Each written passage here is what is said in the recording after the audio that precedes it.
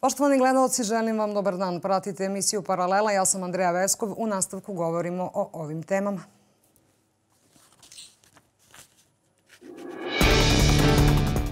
Specijalno tužilaštvo za organizovani kriminal sprovodi operaciju pod lažnom zastavom u slučaju pada Nastrešnice u nameri da skrene pažnju sa pravih krivaca i iste oslobodi odgovornosti. Hapšenja su počela juče, a jedna od ideja je okriviti i kinesku kompaniju i kompromitovati prijateljske odnose dve zemlje. Jedan od dokaza da tužilaštvo sprovodi operaciju pod lažnom zastavom jeste i obrazloženje za privođenje bivšeg ministra Tomislava Momirovića. Šta stoji u istom obrazloženju rešenja kojim se Momiroviću određuje pritvor do 48 sati. Dok tužilaštvo za organizovani kriminal hapsi nedužne, Osnovni sud u Novom Pazaru ukinuo je pritvor 8 uhapšenih nasilnika, dok je jednom od njih određen kućni pritvor. Šta stoji iza ovakve odluke i da li je time prekršen zakon? Nakon sramne odluke Apelacionog veća suda Bosne i Hercegovine kojim se potvrđuje osuđujuća prvostepena presuda predsjedniku Republike Srpske, oglasio se i sam Milorad Dodik rekavši da po Dejtonu i Ustavu BiH ne postoji ni tužilaštvo ni sud, kao ni visoki predstavnik. Ko ne dozvoljava vraćanje na izvorni Dejton i da li se u Republici Srpskoj sprema dalja eskalacija? Da, o ovim i ostalim važnim temama u naredno 2 sata sa našim gostima. Sa nama u studiju gospođa Livija Pavićević, državni sekretar. Dobar dan. Dobar dan, hvala. Gospodin Dragoljub Kojičić, politički filozof. Dobar dan i vama. I gospodin Čedomir Macković, advokat. Dobar dan i hvala vam na izdvojenom vremenu. Evo, čuli smo u najavi šta su teme, a kao rezultat svih tih dešavanja danas u 12 časova održana je sednica Saveta za nacionalnu bezbednost i odmah na početku da čujemo koji su glavni zaključci. U skladu sa zaključkom Saveta za nacionalnu bezbednost od 26. februara 2025. oštro se osuđuje drugostepena odluka Suda Bosne i Hercegovine kojom je potvrđena prvostepena presuda da se predsjedniku Republike Srpske Miloradu Dodiku izrekne jednogodišnja kazna zatvora kao i 6-godišnja zabrana vršenja dužnosti predsjednika Srpske, a zbog nepoštovanja odluka nelegalnog i nelegitimnog predstavnika međunarodne zajednice Kristijana Šmita kao političkog krivičnog dela verbalnog delikta. Ove odluke sudova Bosne i Hercegovine, iako izrečene u 21. veku, su nedemokratske, anticivilizacijske i nemoralne, duboko protivpravne, suprotstavljene osnovnim demokratskim principima i načelima, od prava na slobodu izražavanja do prava poštovanja narodnog izbora i narodnog suvereniteta i legitimiteta, narodnih odluka, ali i u suprotnosti sa ustavnim uređenjem BiH zasnovanom na Dejtonskom sporazumu i predstavljaju ozbiljan politički udar na srpski narod u Bosni i Hercegovini kao i Dejtonski sporazum. Stoga Republika Srbija ne prihvata pomenutu odluku suda BiH, a ujedno ove presude predstavljaju i bezbednost destabilizujući faktor. Tačka 2. U vezi sa tačkom 1 ovog zaključka, Savet za nacionalnu bezbednost konstatuje da je politička i bezbednostna situacija u regionu ozbiljno narušena sa tendencijom daljeg pogoršanja i izazivanja međuetničkih sukoba direktno usmerenih protiv srpskog naroda i poziva sve aktere u regionu na smirenost i racionalno sagledavanje stvari. Tačka 3. Savet podvlači da ovakvi akti narušavaju ustavni poredak BiH i Republike Srpske uspostavljen Dejtonskim mirovnim sporazumom i ugrožavaju stabilnost, poverenje u institucije, kao i demokratski karakter unutrašnjih političkih odnosa, obzirom da se direktno dovodi u pitanje poštovanjem demokratski izražene volje građana Srpske u izboru svog rukovodstva. Republika Srbija, kao potpisnik garant Dejtonskog sporazuma, nastavit će da insistira na njegovom punom poštovanju i odbacivaće svaku praksu nametanja odluka van međunarodnog prava. Tačka 4. Savet potvrđuje da će u vezi sa navedenim primarni cilj diplomatskih i pravnih aktivnosti Srbije biti očuvanje Srpske u skladu sa Dejtonskim sporazumom uz snažnu i kontinuiranu kampanju u međunarodnim organizacijama i prema najvažnijim partnerima. Srbija će u skladu sa našim Ustavom i Dejtonskim sporazumom iskoristiti sva diplomatska, politička i pravna sredstva koje stoje na raspolaganju da pruži podršku Republici Srpskoj i njenim legalnim i legitimnim predstavnicima. Tačka 5. U vezi sa navedenim, Republika Srbija će se u svom delovanju dosledno rukovoditi sledećim principima. Protivit će se unitarizaciji Bosne i Hercegovine. Zalagaće se za očuvanje teritorijalnog integriteta BiH, dakle Bosne i Hercegovine, uz puno poštovanje nadležnosti i teritorijalnog integriteta Republike Srpske. Protivit će se bilo kakvoj nametnutoj reorganizaciji unutrašnje strukture BiH, uključujući represivne mere protiv demokratski izabranih predstavnika. Tačka 6. Republika Srbija će stajati uz Republiku Srpsku, međunarodno pravo i pravdu. Ostaćemo podjednako dosledni u zalaganju za očuvanje stabilnosti kao neophodne pretpostavke za ekonomski i ukupan društveni napredak. Stabilnost regiona je vitalni nacionalni interes Srbije. Verujemo da je budućnost regiona u saradnji i prevazilaženju podela, ali i u poštovanju dostojanstva i kolektivnih političkih, ekonomskih, kulturnih i drugih prava svih naroda koji ovde žive. Evo, čuli smo glavne poruke sa današnje sednice Saveta za nacionalnu bezbednost. Gospođo Pavićević, da krenemo od vas. Šta biste izdvojili od svih ovih događaja koje smo naveli, koji su danas u javnosti? Šta je od najvažnijeg značaja interesa za Srbiju ovaj moment gde predsjednik iznosi da je narušena bezbednosna situacija u regionu sa tendencijom dalje eskalacije? Pa onda pogledamo šta se dešava u Novom Pazaru, odluke tužilaštva, pogledamo hapšenja koje smo i mi ovde na Informeru najavili sa opet tendencijom da dođe do eskalacije. Šta je adekvatna reakcija, pre svega države, šta je adekvatna reakcija nas, građana, koji svemu tome svedočimo i po nekom dosadašnjem iskustvu, šta mislite da bi moglo da se dogodi u nekoj bližoj budućnosti? Želim prvo dobar dan svima. Želim prvo da čestitam Svetog Iliju, građanima koji slave, danas je slava. Želim da kažem da mi je drago što sam danas u ovakvom društvu. Nisam dugo videla mog kolegu i prijatelja Čedu Backovića. Sa Draganom se viđa malo više po medijima, ali eto, baš mi je drago što ćemo danas debatovati na ove teme. Aktuelne, sve, Andreja, što si navela, sve to ima veze jedno s drugim i sve je to aktuelno i sve je ostavilo jak utisak na mene lično. Ja sam juče me dočekala vest o hapšenju ministra Momirovića, bivšeg ministra Momirovića i bivšeg ministra Vesića, ponovo u stvari hapšenju. Dočekala me u studiju na Pink televiziji i ja sam i tamo rekla da u tom prvom momentu da je to naravno opet strategija da se javnost, dakle da se javnost skrene sa one slike koja 4 nedelje, koliko već mjesec dana kruži po medijima i koja je ključ cele ove situacije. Dakle, ova akcija tužilaštva je skandalozna u najmanju ruku. Videli smo i obrazloženja rešenja. To za nas pravnike je stvarno, eto, ajde, ne bi trebalo da komentarišemo to što je tužilaštvo obrazložilo, ali za nas pravnike koji se pomalo razumemo u to je zaista skandalozno i vidi se da je ovo jedna prosto haranga, da je ovo jedna predstava i da se sve čini u svrhu toga da se prikrije istina. I da se za to okrivi i da se sve uputi na vrh vlasti, da je jednostavno neko nekome nešto naredio, da je neko nešto uradio iz vrha vlasti. Svedoci smo da i ljudi koji su bili saslušavani, bivši funkcioneri u tom predmetu, kao što je gospođa Mihajlović, kao gospođa Tanasković i tako dalje, su bili navođeni na to da kažu da li im je neko naređivao nešto, da li ih je ubrzavao i tako dalje. Tako da je to jasno. Ono što je vrlo indikativno jeste da dva čoveka sa te slike, a to su Bojović i Milošević, koji su imali izvršnu vlast u infrastrukturama železnice i čiji potpisi se nalaze na tim dokumentima, odnosno konkretno gospodina Bojovića, nisu saslušani ni u svojstvu građanina. Dakle, ne samo da nisu saslušani, da kažu da li imaju nekakva saznanja o tome, ali ipak je poginulo 16 ljudi, već po mom skromnom mišljenju oni bi trebali da budu na tom spisku koji je juče objavljen u odnosu na ove ljude koji su pohapšeni. Je li tako? Dakle, ukoliko imamo flagrantne dokaze i materijalne dokaze da je neko potpisivao nešto, da je imao egzekutivu u tom trenutku, dakle, trebalo bi da kaže šta treba da kaže o tome. Mi vidimo, i to je već svima jasno, ne moramo da budemo ni pravnički obrazovani, već i laicima jasno, da ona slika koja se prezentuje u javnosti i ta njihova svetkovina ili njihovo slavlje ili šta je već bilo, da to nije slučajno. Dakle, ne može da bude slučajno baš da se desi da sede tu jedan sportista koji je blokader, da sedi tu...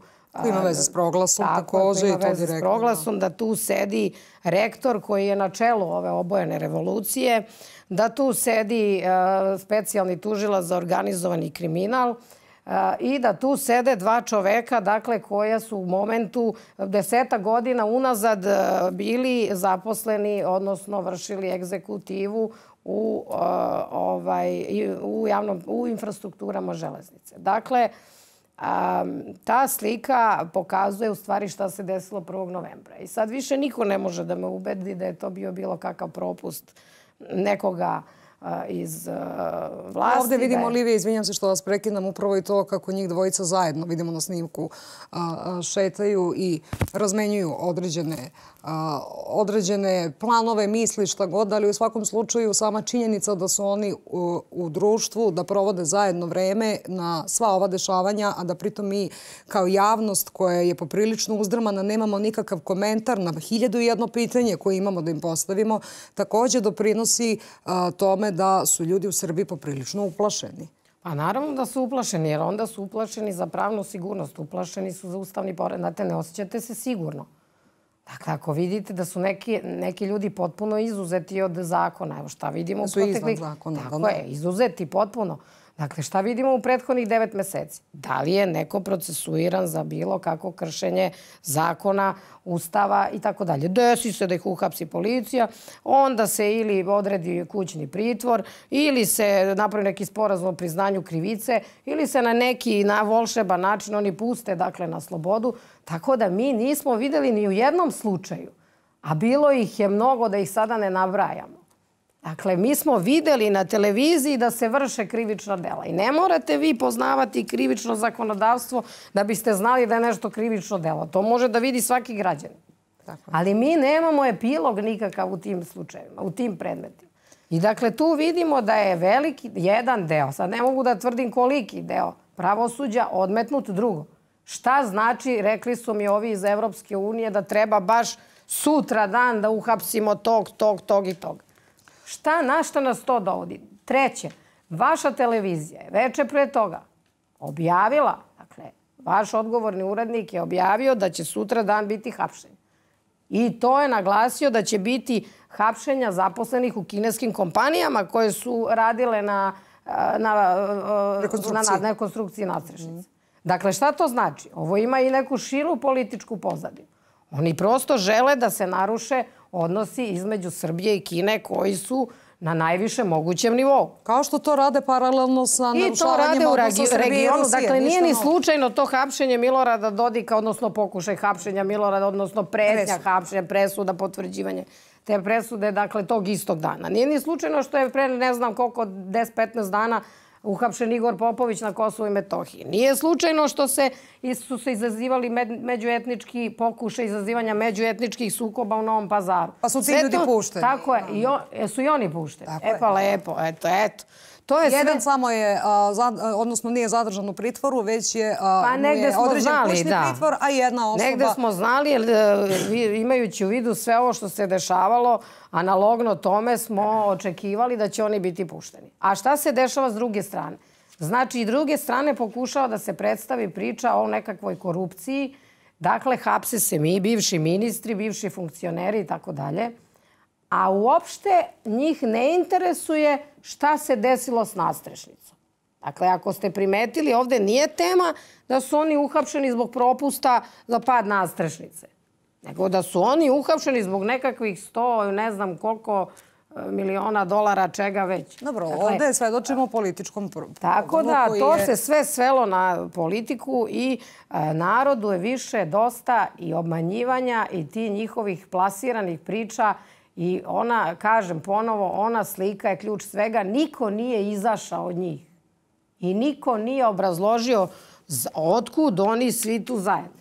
Baš kada ste to pomenuli, gospodine Backoviću, ovde se sad postavlja upravo pitanje šta je pravni odgovor na neodgovaranje na ovakve, neću da kažem optužbe, jer ovo su dokazi, materijalni dokazi. I svako normalan bi očekivao da druga strana izađe ili demantuje ili pokuša da da neko obrazloženje. U ovom slučaju, kao i mnogim prethodnim, i to je izostalo. Imamo sliku iz Rijeke gde se tačno vidi direktno način i zapravo sa kim se sarađuje, da je u pitanju hrvatska služba koja je dalje negde u kontaktu sa ostalim službama koji itekako operišu u Srbiji.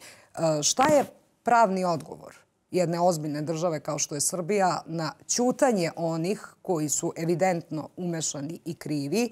I u tom smislu, da li imamo pravo da apelujemo i na javnost i na državne organe da to ćutanje u stvari više ne sme da se toleriše? Pre svega da zahvalim koleginici Livi na divnim rečima. Pleasures are all mine. Zadovoljstvo je moje, naravno. Pa tu imamo, stvar nije toliko jednostavna, ali ukratko... Izvinite, samo da dopunim u pitanju. Pomenuli smo gospodina Momirovića, zbog toga me posebno zanima ćutanje, a sa druge strane imamo izjavu njegovog advokata da je Momirović uhapšen u 8 ujutru, a da je tek u ponoć saslušan, da je tokom čitavog dana bio izložen torturi, pritiscima i tako dalje, a obrazloženje u stvari koje ćemo kasnije i emitovati, zapravo kako su oni objasnili zašto je gospodin Momirović priveden, jeste, kako kažu, zbog neizvršenja službene dužnosti. Dakle, samo da objasnimo narodu kako se brka zakon, kako se na različite načine isti taj zakon tumači i kako u stvari treba pravna i odgovorna država da odgovori na ćutanje onih za koje postoje dokazi da su umešani. Imamo generalno dva pitanja, dva problema, dva issues, što bi rekli braća Englezi. Jedno jeste sistemski problemi. Problemi u našem pravosudnom sistemu. I oni su ogromni. Oni su nagomilani decenijama jednog drugog puta čitavog našeg društva, pa i pravosuđa. Tamo negde dok nismo uveli više stranačije, privatnu svojinu i tako dalje. A drugi jesu i problemi u pojedinačnom procesu, tom tako problematičnom i generalno nedefinisanom, koji onda omogućuje da nekakvu dozu diskrecije koju svaki nosilac pravosudne funkcije po prirodi stvari mora da ima i može da ima, a korišćenja te diskrecije u pravcima koji odudaraju od onoga što bi trebalo da bude deljenje pravde, vladavina prava, interes građana, u ime naroda, ona čuvena izreka i tako dalje.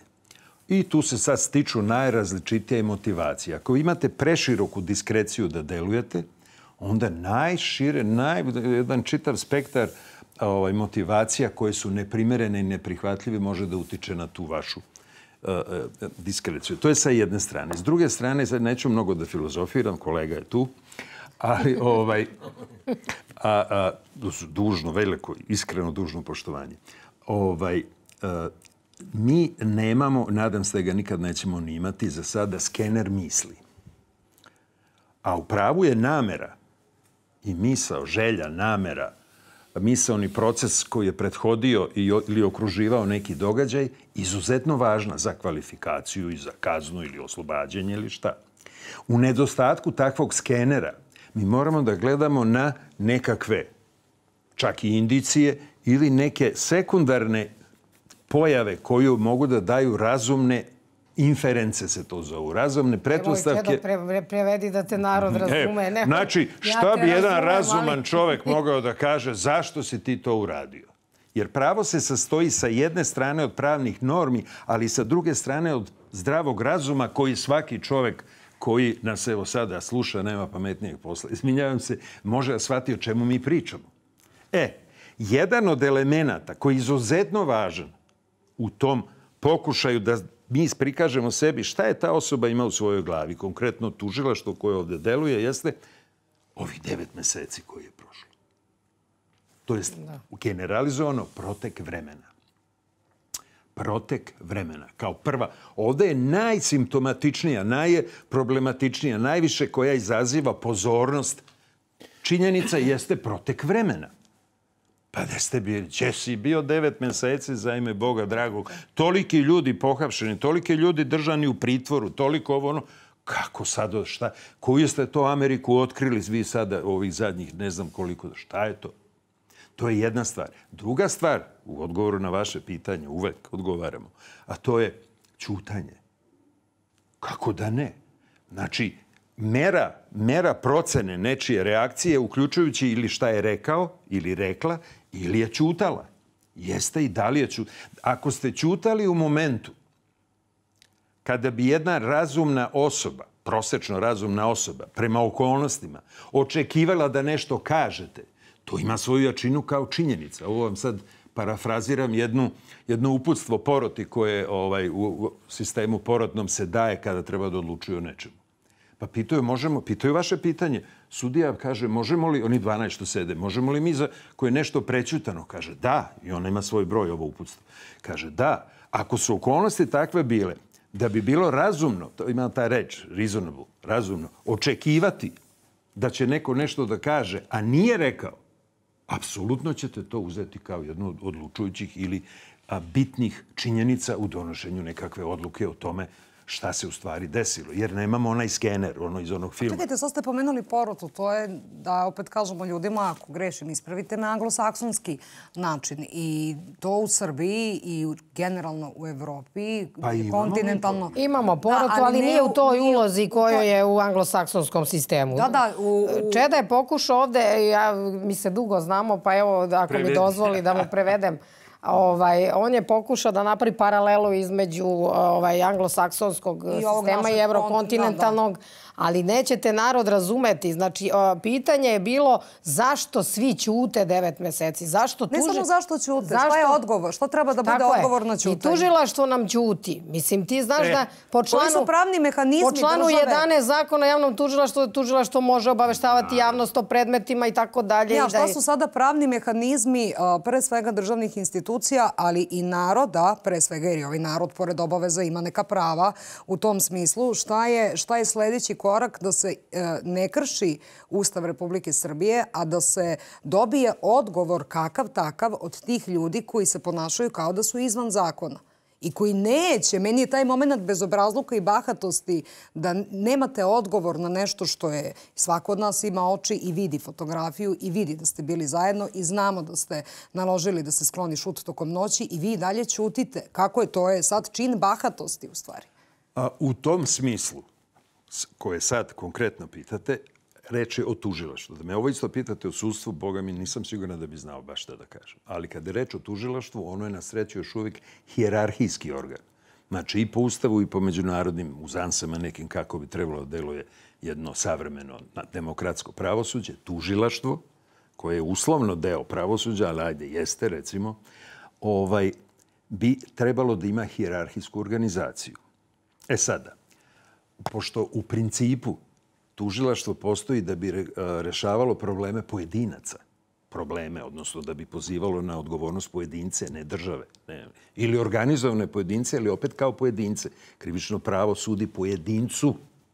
Ono bi onda trebalo da bude, i u tom pravcu se ide koliko ja vidim, da bude zazivano, da bude pozivano od strane onih lica koji imaju pravni interes da se postupa u ovim predmetima. Umesto generalno da se poziva. Može i generalno, to je ona prva priča, ona ne može da dospe na dnevni red kad je u pitanju sudbina. Znači, neko ko je okrivljen, ko je na kraćem strani štapa zbog ovakvog ponašanja tužilaštva, njegovi advokati, a to sam već vidio da se rade, bi trebali da pokreću odgovarajuće, postoje tu načini, i odgovornosti, ili izuzeća, ili da podnose krivične prijave za neke koji su krivi, a ne njihovi klijenti, ili da podnose krivične prijave protiv tužilaca koji ne rade svoj posao i onda to ide do vrha, može da ide tim sistemom, a kad se dođe do samog vrha, tu postoje ustave. Ali vidi, evo sad debatujemo. Tu postoji Skupština Srbije. Zašto se ovaj Nenadić nije oglasio da kaže nešto otkud on tu, da sedi s ljudima gde je predmet kod njega koji on vodi, a sede dvoje ljudi koje su iz železnice sa njim. Čekaj. Onaj ko ima pravni interes, Livija, ko ima pravni interes da se na to... Koji pravni interes? Ovo nije pravno. Čekaj, ama advokat koji zastupa nekoga tu sada, koga god, treba da se obrati višem tužiocu od Nenadića. Zagi Dolovac. Pa sad, znači onaj ko je po hijerarhiji... Jer još jednom, znamo šta je hijerarhija, kao vojska. Znači, ima oficir, pa onda ima onaj podoficir, pa oficir, pa general. Ali čekajte, onda hijerarhijski bi gospođa Dolovac trebalo da... Na vrhu piramide da. Jer gospođa Dolovac je odgovorna Skupštini. Jedina. I mandat joj je, Livija, do aprila sledećeg. Ne, nije njoj. Reč je... Znaš šta znači reč odgovorna? Znači, ako je odgovorna Skupštini, to znači odgovorna Skupštini. Sada, da bi se zadržala ta razlika između sudske vlasti izvršne i zakonodavne, koja zakonodavna bira vrh hijerarhijski od tužilaštva, onda je unutar tužilaštva predviđeno da samo tužioci po toj hijerarhiji, znači generalu odgovara major, majoru odgovara kapetan, kapetanu vodnik, ali vrh onaj gore njega već može da onda ova druga vlast sa njim da ga zove na odgovornost. Ali čekaj, Čedo, opet da ti ga... gospodina Kojičića u razgovor, pa ćemo svakako debatovati, ali ovo što je također izaziva jednu vrstu bojazni, a opet znamo ko je glavni i odgovorni za tu bojazan, jeste izjava predsjednika da se nalazimo u jednom od najtežih perioda i uporedio je situaciju iz 2008. sa ovim što gledamo danas. Svi znaju što se desilo 2008. na geopolitičkom, pre svega, planu, a onda i na unutrašnjem planu Republike Srbije. Kako se to tumači i u kojoj meri u stvari je to insistiranje na eskalaciji sukoba može postati naša realnost, s obzirom na to da se vodi pre svega politika mira, stabilnosti i bezbednosti, ali kada su uložene tolike pare i kada su ti igrači prisutni, onda ne možemo sa sigurnošću da kažemo da bez obzira na to što smo mi potpisali i što se poštujemo, što se držimo i poštujemo svaki sporazum i što radimo sve što se na neki način od nas traži, a pristali smo svojim potpisom, druga strana to ne čini. Dakle, eskalacija, građanski rat i sve ono što vidimo deluje kao da je neka vrsta ideje i cilja. Kako se odupreti tome s obzirom na to da je mnogo para i sredstava uloženo da bi do toga došlo? I to vidimo kroz situaciju u Republici Srpskoj. Upravo tako. Mi smo malo preslušali vrlo kompetentnu diskusiju dva pravnika i renomirana i dobro pozicionirana i dobro iskustveno upućena u sve pravničke aspekte procesa kroz koji je prošlo ovo društvo u zadnjih 15 godina. I malo više. I što reče predsjednik tačno, 2008. godine od priznavanja Kosova i tako dalje, mi se nalazimo upravo u jednoj vrsti latentnih opasnosti, a to između ostalog, kad kažem latentnih, zapravo znači da se u međunarodnim razmerama prikrivaju prave namere odnosa prema srpskom narodu, prema državi Srbiji i prema Republici Srpskoj. Pre svega, mi ne možemo apsolutno da razdvojimo ova dva slučaja, odnosno Dodik i hapšenje po nalogu tužilaštva od juče, od pre 2 dana zapravo, jer je to deo jednog jedinstvenog procesa koji ukazuje na šta? Ukazuje na to da pravo ne važi, nego da samo postoji politička volja koja zloupotrebljava pravo i demokratiju da bi naturala svoj voluntarizam ili svoju subjektivnost. Treba da se lažemo. Treba da se lažemo da je pod vidom demokratije izvožen najcrnji kolonijalizam, intervencionizam širom sveta, Afrika, Južna Amerika, pa im je malo bilo to pa su se usmerili 99. godine i na našu zemlju. Pa čak nisu mogli ni koliko smokvin list da prikriju nedostatak pravne osnove za intervenciju 99. godine i agresiju na našu zemlju za surovo, bezočno, životinsko bombardovanje ove zemlje, nego su rekli, pa dobro, eto, nemamo sad saglasnost Savjeta bezbednosti, nemamo pravnu osnovu, ali mi to radimo... A mi smo tu da vam pomognemo. Da, još milosrdno. Milosrdno. Da nas unaprede. Dakle, ovako, moram sad da se vratim kratko da bismo razumeli čak i ovu situaciju ovde. Dejtonski sporazum, on jeste donet, možemo reći, taman toliko da se zamažu oči srpskom narodu, da to odgovara Republici Srpskoj, odnosno srpskom narodu koji je ostao da živi u Bosni i Hercegovini. Međutim, pa sad ću metaforično da kažem, pa nije 24 sata prošlo kad su počeli donose bonska ovlašćenja kojima su rušili sam duh i slovo Dejtonskog sporazuma. Ni do dan danas da se Dejtonski sporazum ne realizuje onako kako tamo piše. Taj čuveni aneks 5, inače što bi trebalo da bude Ustav Bosne i Hercegovine, se ne poštuje. Pa to je Dodik rekao juče.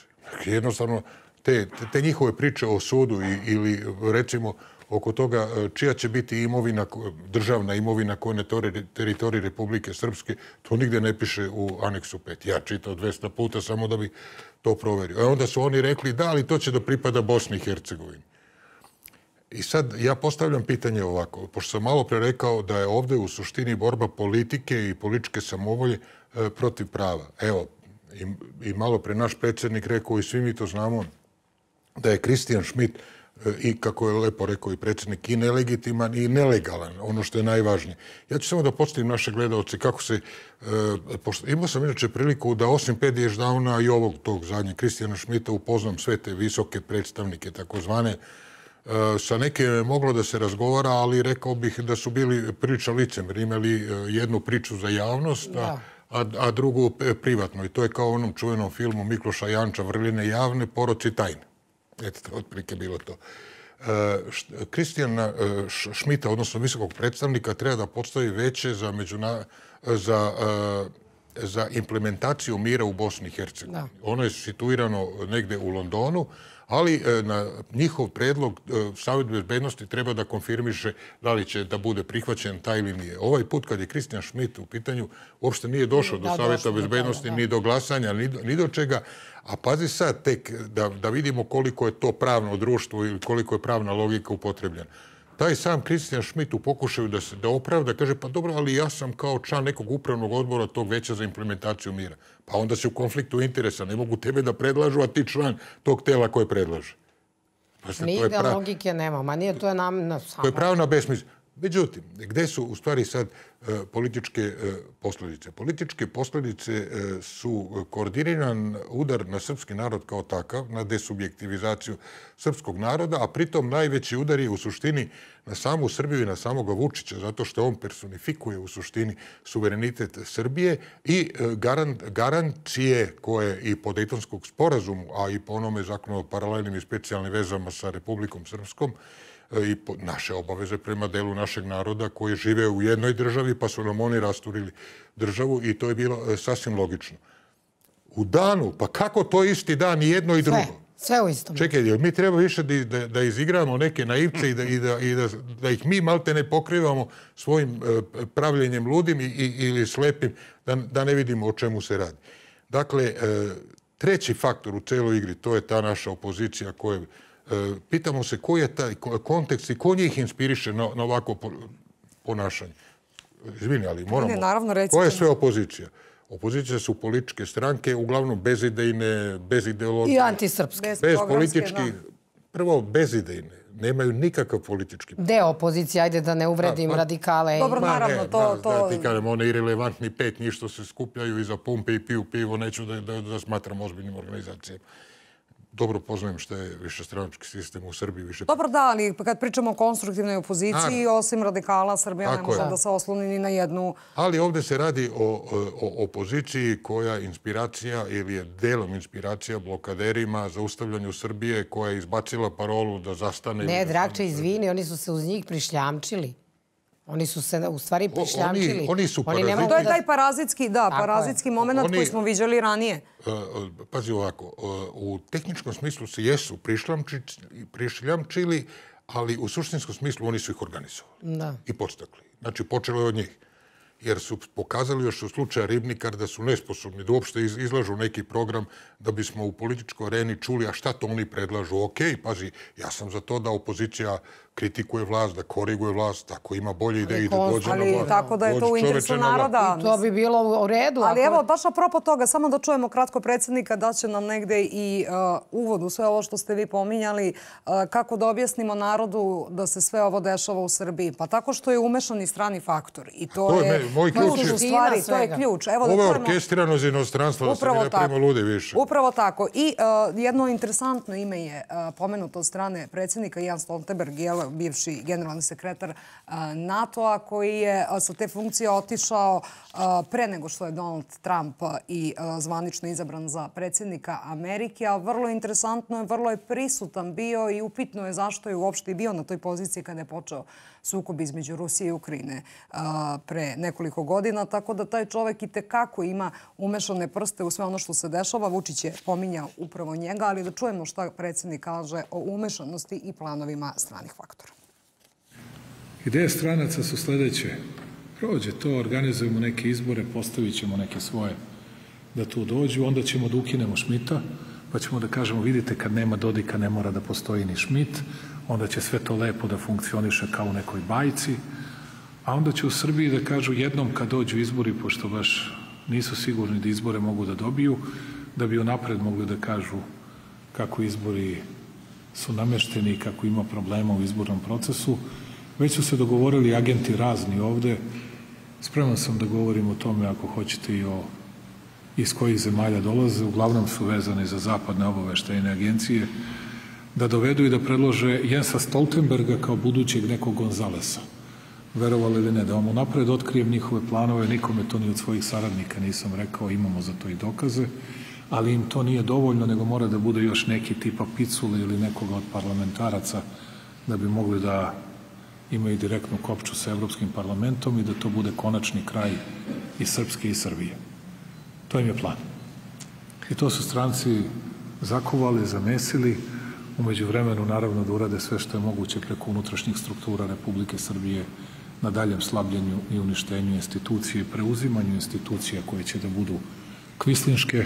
Nisam slučajno baš taj termin upotrebio zbog porekla imena čoveka odakle to dolazi. I lepi su im planovi.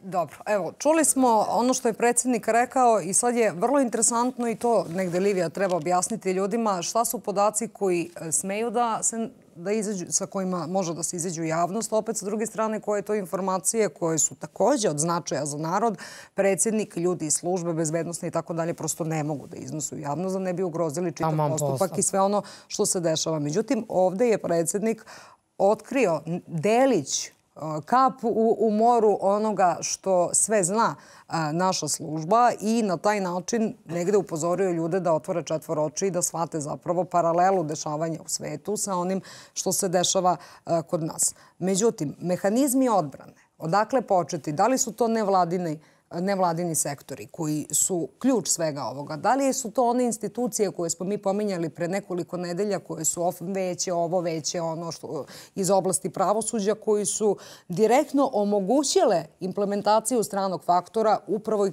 kasnije delovanje unutar našeg tužilaštva i na taj način faktički stvorili državu u državi kada pričamo o pravosuđu i tužilaštvu. Koji su mehanizmi odbrane? Da li su potrebne izmene ili možda donošenje novih zakona da bi se to sprečilo i šta je u stvari ono nekorumpirano pravosuđe i tužilaštvo u Srbiji naučilo u stvari svega ovoga? Prvo, dobro je što predsjednik naravno ima sve informacije, što službe rade svoj posao. Dakle, što uopšte možda mi nemamo utisak, ali mi smo se 9 meseci branili i odbranili. Ljudi ne znaju sa čime su se borili, koliko je to opasno. Posle korone mislili smo imali jednog nevidljivog neprijatelja koga ne znamo šta i kako. Evo šta nam se desilo, opet imamo nekog nevidljivog, ali polako postaje vidljiv. Jel tako? Jel maske padaju i sada vidimo, u početku smo svi bili šokirani, sve je bilo, što kažu, nismo znali šta se dešava, ali polako iz dana u dan jednom mudrom politikom predsjednika Vučića. Iako znam da građani vrlo često i mene zaustavljaju na ulici i vas kad zovu ovde u program u otvoreni studio gde već im se smučila ova blokada i ovo da ne mogu da svakodnevno idu da obavljaju svoje obaveze pa kažu pa dokle više, pa ajde delujte, pa zašto, pa kako i tako dalje. Opet moram da napomenem svaka čast policiji koja se sve ovo vreme suzdržavala, znači minimalna primjena sila i to u onim situacijama kad su stvarno neposredno ugroženi. Dakle, sve to zajedno, u stvari, na kraju će se pokazati da, i to se već i vidi, da se ova obojena revolucija izduvala i da su ovo neki sad restlovi koji zaista i dalje mogu da budu opasni kao ono što se desilo u Novom Pazaru.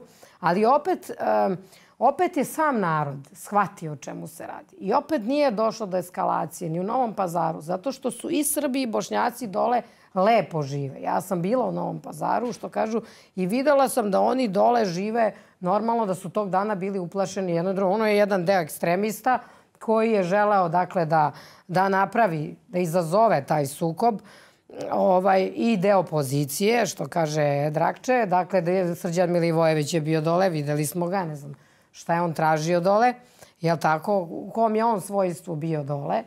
Dakle, vidimo da prosto se sve to orkestrirano dešava i naravno da ima stranog faktora i dobro je što je predsjednik izneo sve to što je izneo. Dakle, službe rade svoj posao onoliko koliko treba, narod da bi se umirio, narod kome također želim da čestitam zato što su se uzdržavali svih ovih meseci, da ne nasednu na provokacije, dakle da ne dođe do bratoubilačkog rata, da ne dođe do građanskog rata, da ne dođe do onoga u stvari što su oni i želeli da izazovu. Jer jedini njihov cilj jeste da se nasilno dođe na vlast. I to je bila ona prva ideja prelazne vlade i tako dalje. Oni zahtevi, o njima neću ni da pričam. Oni na početku... Oni sad ne bi ni znali da ponove te. Pa znali bi da ih ponovimo, ali ti zahtevi... Ne, oni sada da ih neko pita... Oni možda ne bi. Mi znamo da ih ponovimo, ali ti zahtevi ostaje pola onog četvrtog apsolutno nisu imali veze ni sa studentima, ni sa čim. Samo da bi se nešto... Jel gledao neko... Evo sad smo došli sad da napravim digresiju. Pričamo o ovoj slici, pričamo o ovoj vezano za nastrešnicu. Pa ko je pročitao onih 20.000 strana koje su objavljene na sajtu? Da li je iko pročitao tih 20.000 strana koje su dostupni i da li je iko komentarisao tih 20.000 osim nekih njihovih fingiranih i lažnih anketnih komisija koje su oni, ne znam, nije se znalo ni ko je, ni šta je u toj komisiji, nisu ni potpisivali te svoje izveštaje, samo su išli po ovim huškačkim televizijama, tako je, stavljali u fioke i išli po ovim huškačkim televizijama kao oni su neka komisija, kao obrazovno, oni će da objasne šta se desilo. Na kraju ništa se nije, znači ništa nisu ni objasnili. A ovo što si pitala za to šta bi trebalo, pa vidite, Čeda je tu isto iskusan, bio je dugo u Ministarstvu pravde, čak je i radio i on na nekim reformama pravosuđa.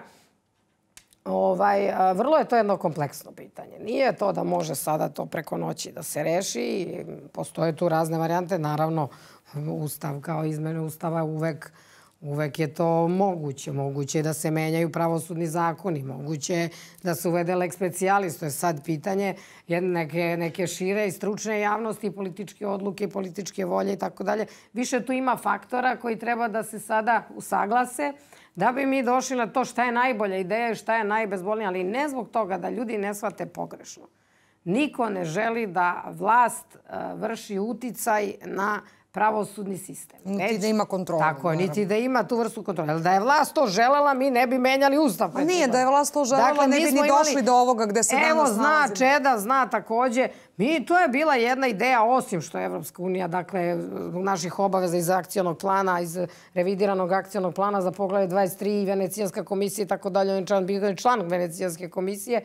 Dakle, što smo imali tu obavezu, ali ideja je bila suštinski dobra, da se oni stručno znaju između sebe ko je stručniji, ko nije, pa da sami sebe izaberu, jel tako? Dakle, međutim, tu se napravio jedna kasta i došli smo do toga da ljudi koji manje imaju staža u jednom sudu, dakle, na primjer u višem sudu, sa mnogo manje staža, sa mnogo manje zatvorenih predmeta i tako dalje, avanzuju u višu instancu, a da ljudi koji godinama sede u nekim sudovima, čak su i predsjednici određenih veća, ne mogu da napreduju. Onda smo, znači, došli do toga da se tu vrši selekcija. Čekajte, znači, to je suština? Naravno da je suština. Imali smo i onu čuvenu reformu, ako mogu da je zovem reformom, odnosno lustraciju 2009. godine. Dakle, još uvek ima tih reslova da je država pratila 44 milijarde. Mene zanima ovo što ste sada pomenuli, ovo što je bila negde i obavezujuća poruka od strane Evropske unije, a s obzirom da je to naš politički put. Šta se u stvari tu dogodilo? Poznajem dosta pravnika koji su na neki način tumačili ovako ili onako, ali da li se tada u stvari napravila podloga pre par godina za ovo što gledamo danas? Evo, Čeda to može da kaže. Da ne bude da postoje slučajnosti. Evo, Andreja sada kažem, on je bio pomoćnik ministra za evropske integracije. Jeste se slagali sa svim što je tada izloženo? Mislim da je bio dosta, ja sam bila isto dugo u Ministarstvu pravde, ali sam nasledila njegov akcioni plan koji je upravo on, što kažu, pregovarao, tako da možda bi on bio bolja adresa da odgovori na ovo pitanje. Evo, gospodine Backoviću, tada je Srbija, s obzirom da se nalazi na evropskom putu, na neki način bila primorana da se usaglasi sa onim što su njihove pravne norme. I to je u određenoj meri debelo uticalo na naš pravosudni sistem. Da li je to u stvari bio pogodan teren, implementacija toga? Pre koliko godina je to bilo? Pa 21. smo pre 4 godine usvojili ustavne amandmane. Da, ali koliko je to uticalo? 13. smo otvorili pregovore o 23. A imali smo, evo da vam odgovorim vrlo konkretno. Se držim Livijinih naputaka. U okviru minimuma, u okviru kriterijuma koje je zadao Savet Evrope, da se jedna zemlja koja želi da ide na evropskim putem, znači Savet Evrope, on je širi od Evropske unije i Evropska unija prihvata mišljenja Saveta Evrope vezano za pravosuđe kao deo svog akija, nekog zbira pravila. Nekih propisa. Jeste. I mi smo negde od 18. pa 19. godine u Ministarstvu pravde, u okviru jedne komisije, pokušali da u okviru tih zadatih granica napravimo jedno optimalno rešenje kako da unapredimo pravosuđe u interesu građana, što je podrazumevalo i odgovornost nosilaca pravosudnih funkcija, a u odnosu na prethodan period koji je takođe bio loš za interese građana. I mi smo u okviru toga, nemoj mi zameriti Livija, napravili jedan predlog ustavnih promjena, amandmana, koji je usvojen od strane Venecijanske komisije na jednoj stranici. Kaže, ovo je odlično. Ne zameram ti ništa, ti znaš šta ja mislim o tome. Taj predlog nije ni iznešen, ni usvojen, nego je kasnije došlo do promjene u ministarstvu. Kaže da kaže kad smo mi došli. Ja sam otišao u penziju, potpuno skrajnuto iz te priče, što je u redu, treba mlađe da dođu. I onda je otvorena ta priča ponovo i napravljen je novi predlog ustavnih promjena u kome je apsolutno 100% pobedila duboka pravosudna država. Ko je to duboka pravosudna država?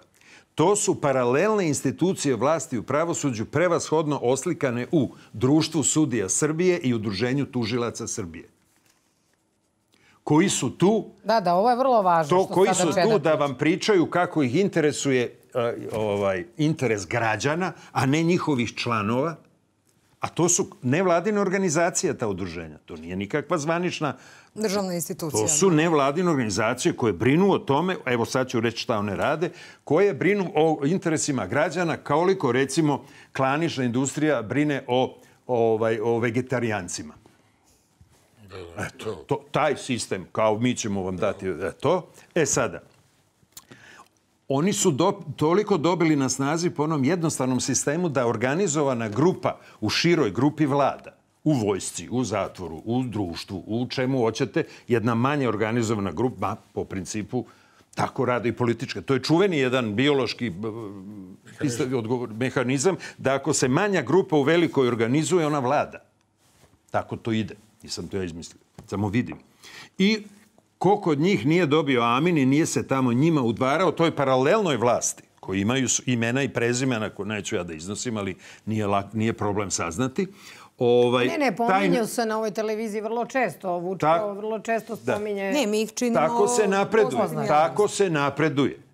Znači, ne napreduje se po objektivnom mehanizmu rezultata rada i biografije, radne biografije kvalitetnih tužilaca i sudija kojih ima koliko hoćete. Oni šanse nemaju. Nego ovi bukači, to se zvalo, nekad slabo se koristi reč, koterija. Koterija. Znači, rekla, kazala, veza, vezica, frakcionašenje bilo nekad u... Grupašenje, bravo. I tako dalje. I to onda ide gura. Tu su ti likovi koji to vode. Pogledajte njihove rezultate rada i njihove kvalitete kao tužilac ili sudija. Vidjet ćete da to nema veze sa kvalitetom.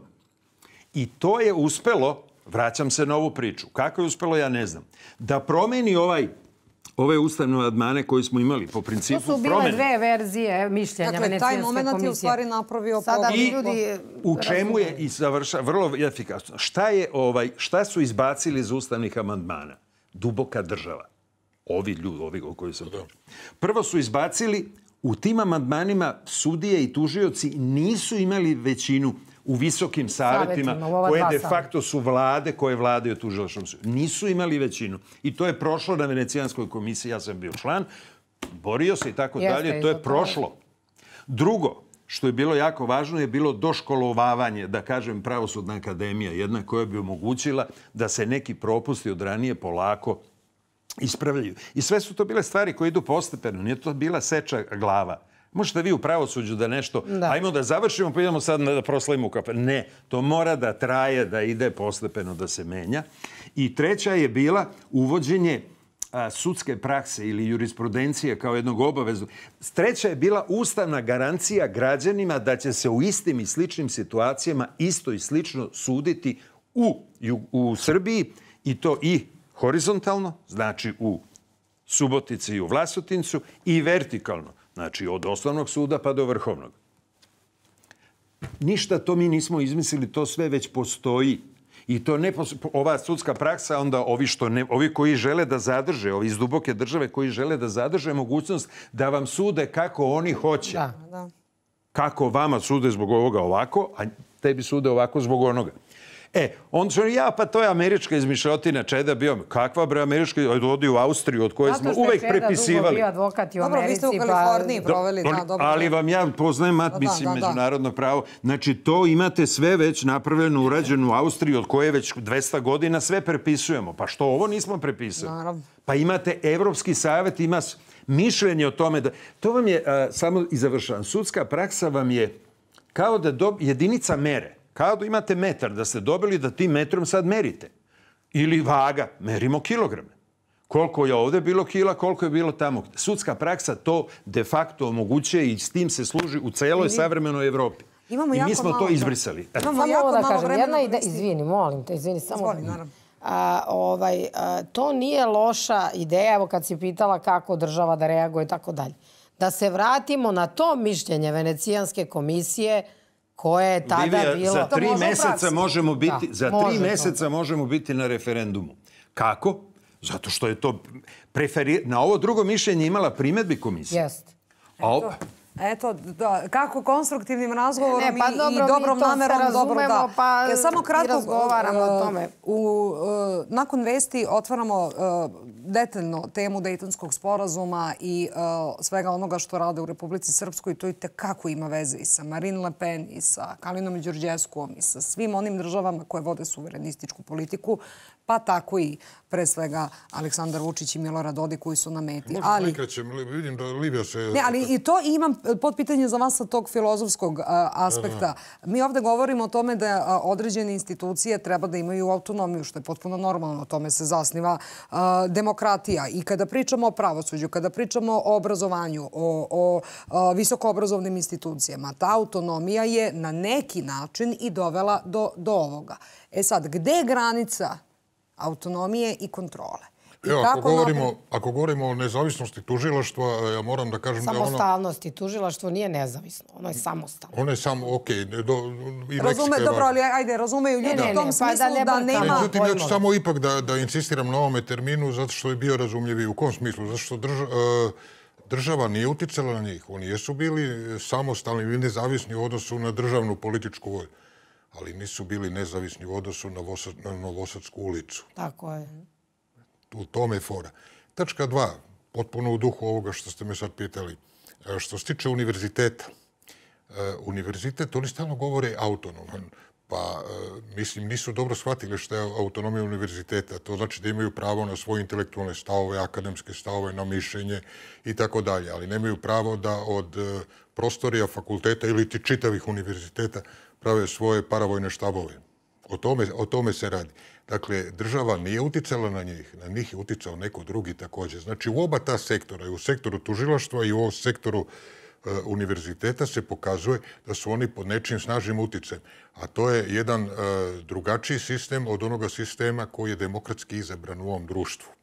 Dakle, to je to što ja govorim, da je uticalo s polja i da mi više nemamo pravo, što kaže, da zatvaramo oči pred time. Zašto? Zato što smo mi krenuli da pravimo demokratsko društvo i društvo u kome će ili sistem vlasti, vladavine prava. A evo, čuli smo sve da u suštini se sve radi drugačije. A malo pre kad sam slušao i Liviju i Čedomira, nešto sam mislio, pazi, ovo su visoki pravničko-teorijski govori za neko uzvišeno telo u Evropi kako bi ona želela da bude. Ali Evropa nije to.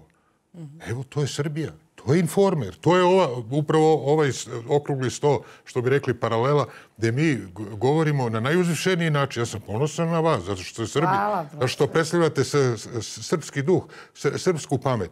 A ovi nesrećnici, dakle, što su bili pod uticajem drugih, to je upravo sramota za nas. Takođe, kad je malo pre Livija pomenula narod u Novom Pazaru, govorimo o građanima Novog Pazara, ili narod ukupno, uopšte nezavisno od etničkog porekla, religijskih uverenja, to je narod koji želi da živi normalno. Jedan veliki deo tog naroda, što kaže, prihvata ovu državu, prihvata način života iz ove države. Međutim, šta je problem? Što su oni koji su bili uspavani ekstremisti, što su podstaknuti upravo od ovih političkih faktora iza zavese koji nemaju petlju, jer nemaju nikakvu argumentaciju, nemaju snagu da se pojave u javnosti. Ali moram samo i da dodam još nešto. Onaj ko je planirao da postavi spavače i da kad tad destabilizuje Srbiju, pa to su oni koji su posle 2000. godine. Pazi, ja nisam komunista, ja nisam branio Miloševića, obrnuto. Ali to su oni koji su tada prvo finansirali pravosuđe i davali po 2000 maraka tada plate sudijama i šta ja znam, deponujući ih za neki trenutak kada procene da je došlo njihovo vreme. Mislim da su procenili da su dugo godina finansirali to i da je sad došlo njihovo vreme.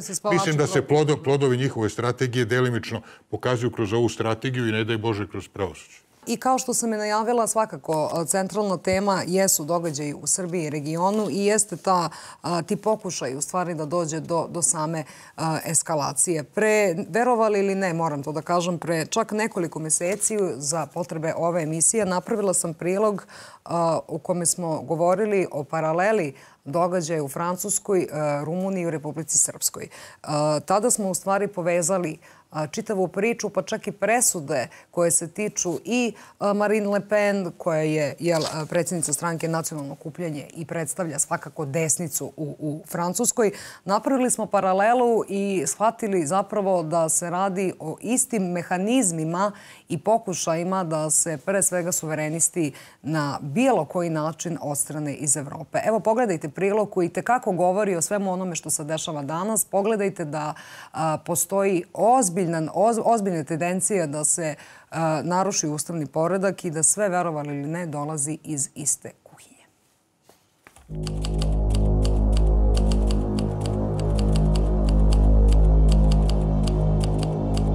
Alternativa za Nemačku predstavlja desničarsku stranku, to je zemlji koja proteklih godinu dana beleži sve veću podršku građana. Izbori za Evropski parlament bili su prekretnica, ali i početak političkog kraja Olafa Scholza, do tada jednog od najmoćnijih političara Evrope. Zalažu se za povlačenje priznanja lažne države Kosovo i osuđuju NATO bombardovanje Jugoslavije. Posle parlamentarnih izbora ove godine, druga su stranka po snazi u Bundestagu.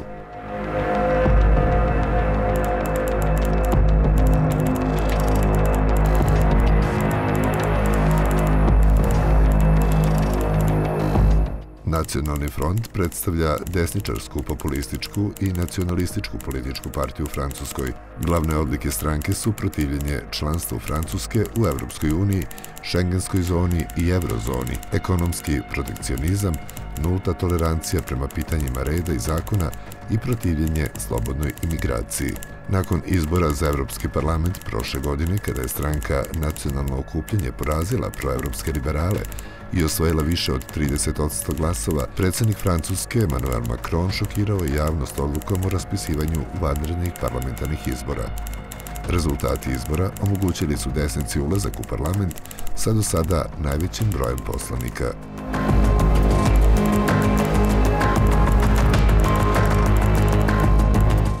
Calin Georgescu, rumunski političar i agronom, kao i nekadašnji nezavisni desničarski kandidat za predsjednika Rumunije na izborima 2024. godine, važi za populističkog i desničarskog političara. Kritičar NATO-a, poznat po proruskim stavovima. Kritikovao je postavljanje protivraketne odbrane NATO u Rumuniji, javno se protivi Vogue pokretu i insistira na hrišćanskim vrednostima. Zbog takve ideologije, na predsjedničkim izborima u novembru prošle godine, Đurđescu je dobio nezapamćenu podršku naroda. Međutim, odlukom Ustavnog suda izbori su poništeni, ponovna kandidatura je zabranjena, a usledila su privođenja kako Đurđescu, tako i velikog broja njegovih pristalica.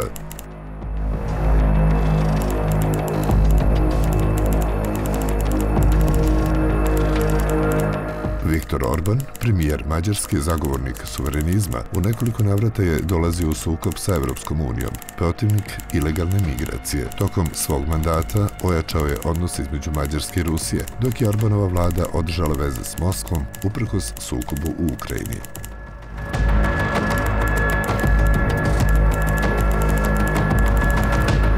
Giorgia Meloni, predsjednica vlade Republike Italije i član Doma poslanika od 2006. godine, predvodi nacionalno konzervativnu stranku Braća Italije, desničarsku partiju koja je dobila veliku podršku Italijana. Politički stavovi opisani su kao krajnje desničarski, iako odbija tu etiketu.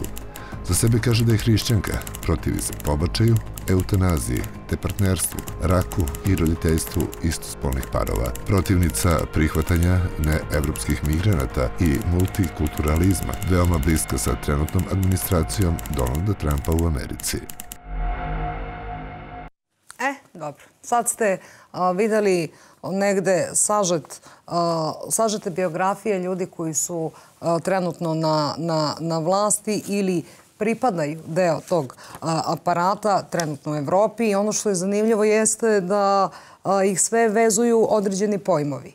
I protiv ilegalne migracije, i protiv direktnog mešanja i stvaranja NATO uporišta dodatnog. Desničarske stranke, afinitet sa Rusijom, odnosno dobri odnosi sa Rusijom. I sve se to ogleda u onome što se danas Miloradu Dodiku stavlja. Tako je i legalno i legitimno izabrani na izborima. Dakle, voljom većine naroda. Šta nam to govori? Da su svi ti lideri koje narod želi, koje narod hoće, koji su dobili većinu, da oni izgleda nisu dobrodošli. Nego da žele, te sile žele da nametnu neke svoje ljude kojim bi mogli da upravljaju i kojim bi te države koje su targetirane u tom smislu vodile nekakvu drugačiju politiku. Pucanj, kažem, figurativno u Republiku Srpsku, u Milorada Dodika, je pucanj u Srbiju. I oni to jako dobro znaju. Oni jako dobro znaju da kakvi su odnosi između predsjednika Vučića i predsjednika Dodika, kakvi su odnosi između Srbije i Republike Srpske, da smo mi sve više i više, kako da kažem, te odnose doveli da smo mi jedna duša. Dakle, da tu nema nikakve razlike. Evo, imali smo Svesrpski sabor prošle godine, pa smo imali ponovo, dakle, obeležavanje Svesrpskog sabora, pa da su ti odnosi jako čvrsti i neraskidivi. I kako to sad? Šta sad mi da radimo sa tim? Jel' tako? Hajde sada da potvrdimo opet neki sud politički tamo koji radi, opet Šmit koji je nelegalan i nelegitiman, ajde opet da nađemo neki način, dakle da tu presudu prvostepenu potvrdimo i da mu zabranimo, pored toga što ćemo da ga osudimo na godinu dana zatvora, jel' tako, da mu zabranimo političko delovanje. 5 godina. 6, ja mislim. Da. A za Marine Le Pen je onda bilo... Ali hoće kažem, opet to je dugi niz godina. Pa ista copy-paste priča iz Francuske i šta se desilo Marine Le Pen. Dakle, vidimo da dolazi, što ti kažeš, to iz iste kuhinje i šta je ideja. Ideja je da neki drugi faktori vladaju Evropom, jel' tako? Ne oni koji žele narod, koji žele dobre odnose sa Rusijom, koji žele dobre odnose sa Kinom, koji žele dobre odnose sa nekim drugim, jel'? Po njima kontingentima, već da se to, da svi mi budemo nekakve, ne znam, njihove kolonije, njihove nekakve ispostave, ali to se u Srbiji neće desiti. Dok je Aleksandar Vučić na vlasti, to se sigurno neće desiti. On je suveren u donošenju svojih odluka. On prosto ne vodi takvu politiku da se dodvorava bilo kome. Sve što je uradio je svojim trudom, radom, zalaganjem i visokom politikom koju on definitivno vodi maestralno. I tu ne može niko da ospori. Upravo smeta to. Dakle, smeta on, što kaže Drakče, kao personifikacija dakle, Srbije, jer i jeste tako. I jeste tako. Može da priča ko šta hoće. Ali kada ne bi bilo Vučića, kad bi tu na tom mestu bilo da je predsjednik, premijer, bio neko drugi, kad bi se on potpuno povukao iz političkog života, Srbija bi se vratila ne pre 2012. nego bi se vratila 100 godina unazad. Dakle, to je ono što se njima ne dopada, to je ono što oni potpuno perfidno rade i iznutra i iz polja. Dakle, ovi s polja su to sproveli unutra i to vidimo čak i možemo da uvežemo i s ovim hapšenjima. Dakle, sve više i više žele da dođe do političkog vrha, da dođu do predsjednika Vučića, ne bi li tu uglavili neki scenario da se on nasilno skloni, ali više nemaju kako. Čekajte, je li to poruka u stvari direktno onda predsjedniku? Ako se radi ovo što se radi, puštaju se ekstremisti, puštaju se ljudi koji bude upravo taj moment etničke mržnje. Tako je, ključ svega pravosuđe. Baš pravosuđe. Baš se obelodanilo. Možda smo Čeda i ja neke ove stvari znali i pre nego što se ovo sve obelodanilo. A tako? Zato što smo bili u tom sistemu. Dakle, baš sad da se obelodani i baš sad da je ključ svega ovoga, za mene je ključ svega ovoga pravosudni sistem. U celini. Ne samo, bilo je priče o prosveti, i univerzitetima i tako. Ja, kad ste kod pravosudnog sistema, evo i iz režije kolege koje pomno prate sadržaj emisije i hvala im na tome, vrlo su u ovom vašem izlaganju i pronašli suštinu koju je danas i govorio sam predsjednik. Evo, da se vratimo 10 godina unazad, dragi gledalci, da se prisjetimo prvog, pa možemo slobodno da kažemo, pokušaj atentata na našeg predsjednika kada je poželeo da pruži ruku pomirenja, dobrosusedskih odnosa i otišao u Srebrenicu. Evo da pogledamo samo tu izjavu, pa ćemo i gospodina Backovića pitati kako je moguće da tužilaštvo posle 10 godina nije imalo nikakav odgovor, niti je vođen bilo kakav postupak koji se tiče upravo tog incidenta, a sa druge strane vode postupke koji su antidržavni. Zamislite, prošlo je više od 10 godina od kada su me zamalo ubili, kada su me linčovali u Srebrenici. Nema presude ni jednog suda, nema ni istrage, nema postupka nikakvog. Ali zato zbog izgovorene reči predsjednik Republike Srpske, dakle onaj koji ima najviši legitimitet u srpskom narodu i Republici Srpskoj, mora da ide u zatvor. Niti koga tukao, niti koga linčovao, niti koga htio da ubije. Samo je govorio ono što misli, uzgred s pravom. I za to, i zbog toga je osuđen na godinu dana zatvora. I zamislite ironije i političke perverzije. 6 godina ne smije da se bavi politikom ni na koji način. Dakle, vi kažete, narode srpski, ti koji si birao nekoga, a nisi ti nosilac narodnog suvereniteta. Mi ti kažemo, narode, da si ti niko i ništa. To što si ti birao ne vredi ništa, jer mi smo donali odluku da to bude drugačije. A takvog skandala nema nigde na kugli zemaljskoj. Nigde. Upravo tako, nema nigde na planeti, a uz odgovorno rukovodstvo, Bogu hvala, neće ga biti ni u našoj lepoj zemlji. Ali, gospodine Backoviću, ono što je sad pojednostavljeno na jezik ljudi koji nisu iz te pravne oblasti jeste da se ovde zapravo radi o čemu? Da jedan čovek pokušava da legitimno izabranog predstavnika od strane svog naroda skloni samo zato što njihovoj političkoj agendi to ne odgovara. Sa druge strane, ukoliko bi do toga daleko bilo došlo, to bi poslalo u stvari jednu jasnu poruku istim tim kreatorima da mogu da rade šta god žele i da ukoliko im ne odgovara da neko ko je izabran od strane naroda bude u strukturi vlasti, da je dovoljno samo da jedna Evropska unija, komisija, izaslanik XY ime dođe i da delegira da to mora da bude tako.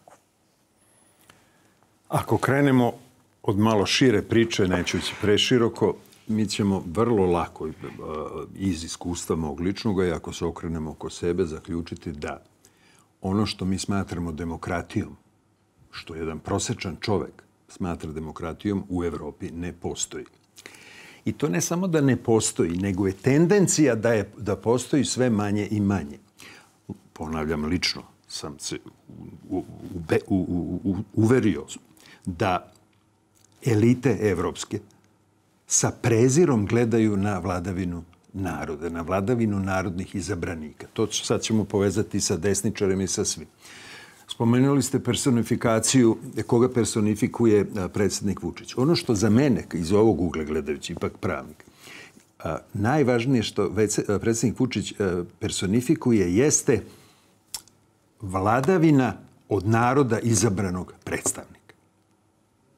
Znači, vladavina iza koje stoji narod.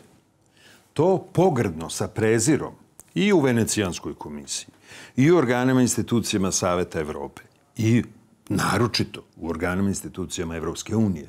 To se narod i želja naroda, narodni izbori, posljedice izbora naroda kroz nekakva politike, ponašanja, kadrovske odluke, to se prezire, to se gleda sa jednim neverovatnim podcenjivanjem, podsmehom koji se čak podrazumeva. I kao reakcija na to vi imate ovu desnicu koja u stvari je levica, to se izokrenulo. Ko se zove? Kaže, populisti, desničari, podržava ih narod. A šta je suprotno reći populista? Pa elitista. Ovdje imamo nekakvu elitu koja se stavlja sa druge strane i vidjeti da u mnogim problemima u čijem rješavanju učestvuje Evropa, Evropska unija i tako dalje, oslanja se u ogromnoj meri na nekakve pojedince.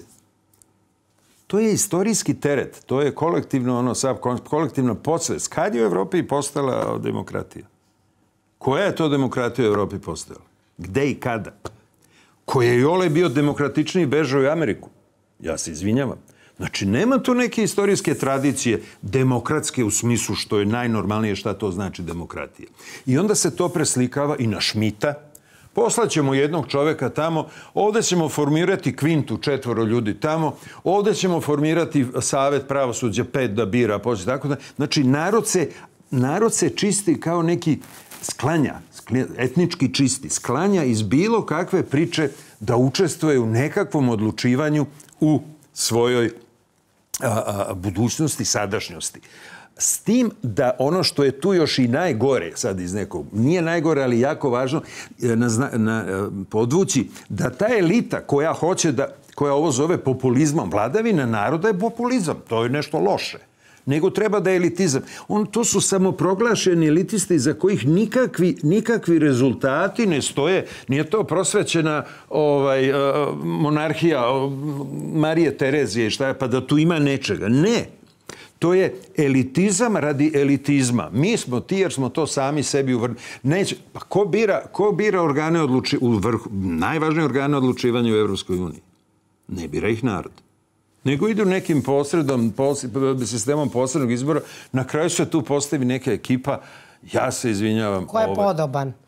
Samo ko je, ali da vidite vi koja sam, eto šta da radio sam, 10 godina sam s njima ratao. Koja je to ekipa? Pa to je ekipa koja je na nivou u Srbiji, ne znam, neću nikoga koja je na jako niskom nivou u Srbiji.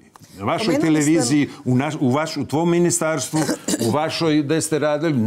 Znači, to je ekipa jedna da prosto kažete, pa ovo meni treba da odluči. I onda stalno traže neke namesnike. I završavam sa ovim. U ovoj temi. Mi često kažemo, ja u Hrvatskoj, meni je najmanje 5 različitih zvaničnika Evropske unije. Različitih.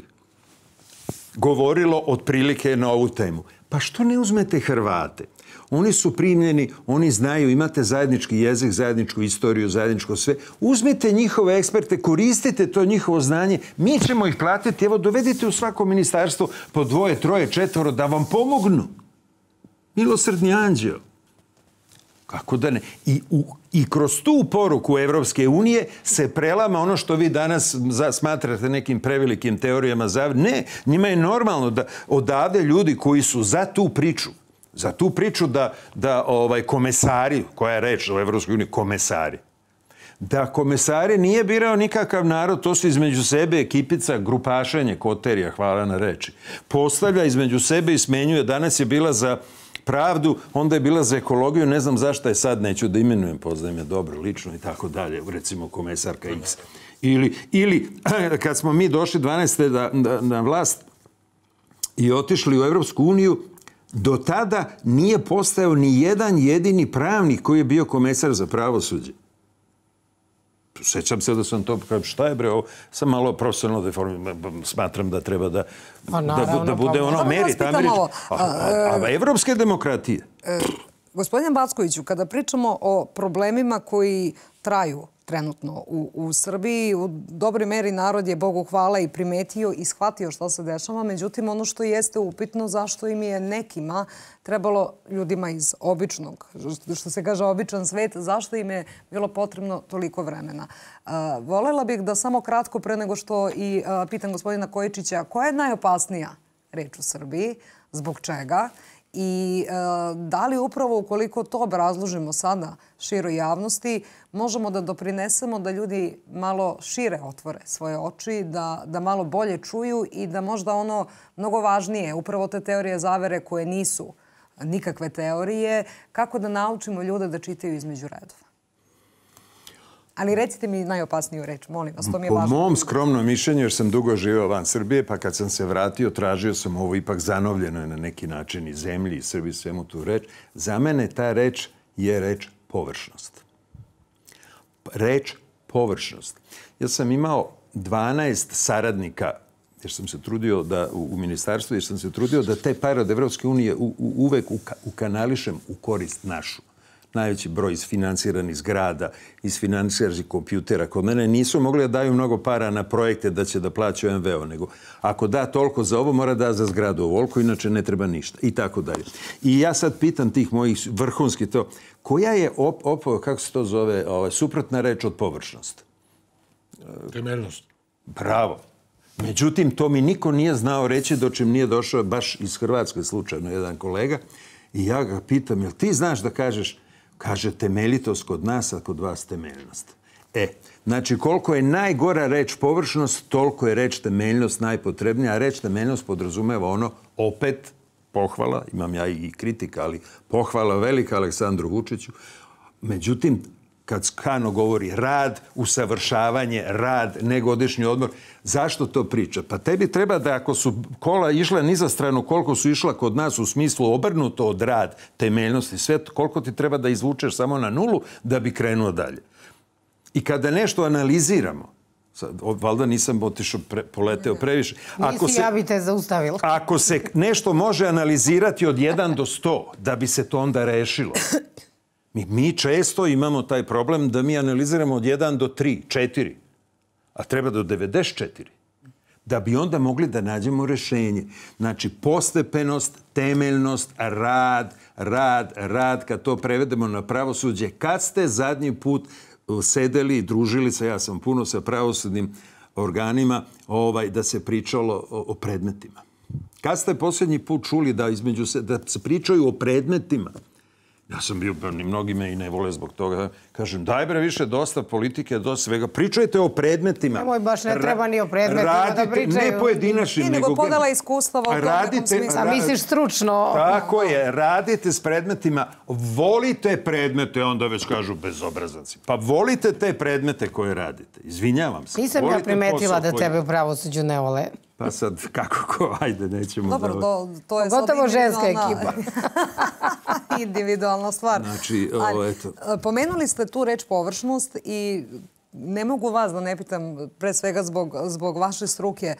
Mi ovde govorimo i sve češće kada slušamo te mlade ljude koji su na ulici, koji su ostrašćeni verujući da su heroji i da donose, da rade nešto dobro. Taj moment psihološki smo dosta temeljno obrađivali u ovoj emisiji kako su oni podigli moral mladim ljudima da zaista veruju da čine nešto dobro, ne videći u stvari šta je ono što se zapravo dešava i koja je u stvari prava slika. Sad, momenti gde ti mladi ljudi pričaju o tome šta u Srbiji nedostaje i kakva Srbija treba da bude, čini se kao da Srbiju vide kao neki Disneyland, ne dođiju i tako dalje, jer oni traže državu bez cenzure, bez korupcije, bez kontrole. I sad, naravno da svaka država i svaki normalan čovek ka tome teži, ali evo recite mi, da li na ovom svetu postoji država bez cenzure, u određenoj manjoj ili većoj meri. Da li u ovom svetu postoji država bez pokušaja da se kroz meku moć infiltrira neki socijalni stav?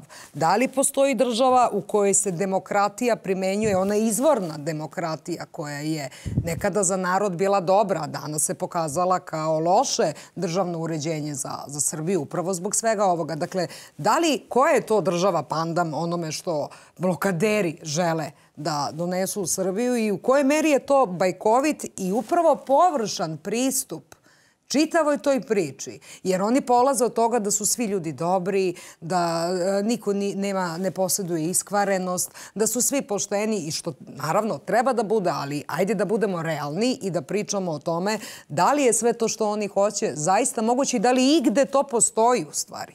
Ja bih rekla da ne postoji, ali evo, vi ste stručni pa me demantujte. Postoji samo država utopija u tom smislu. Dakle, ići na tu vrstu idealizma, to se poklapa na neki način sa nečim što je gospodin Backović malo pregovorio o tom elitizmu, kao gde će elita da odlučuje, a da ne odlučuje populus ili narod ili građani i tako dalje. To je, recimo, kod komunista se definisalo ovako. Komunistička partija je avangarda radničke klase. Znači, neće radnička klasa da razmišlja, nego će razmišljati oni koji su avangarda. Isto to se sada pojavljuje u ovim drugim zemljama.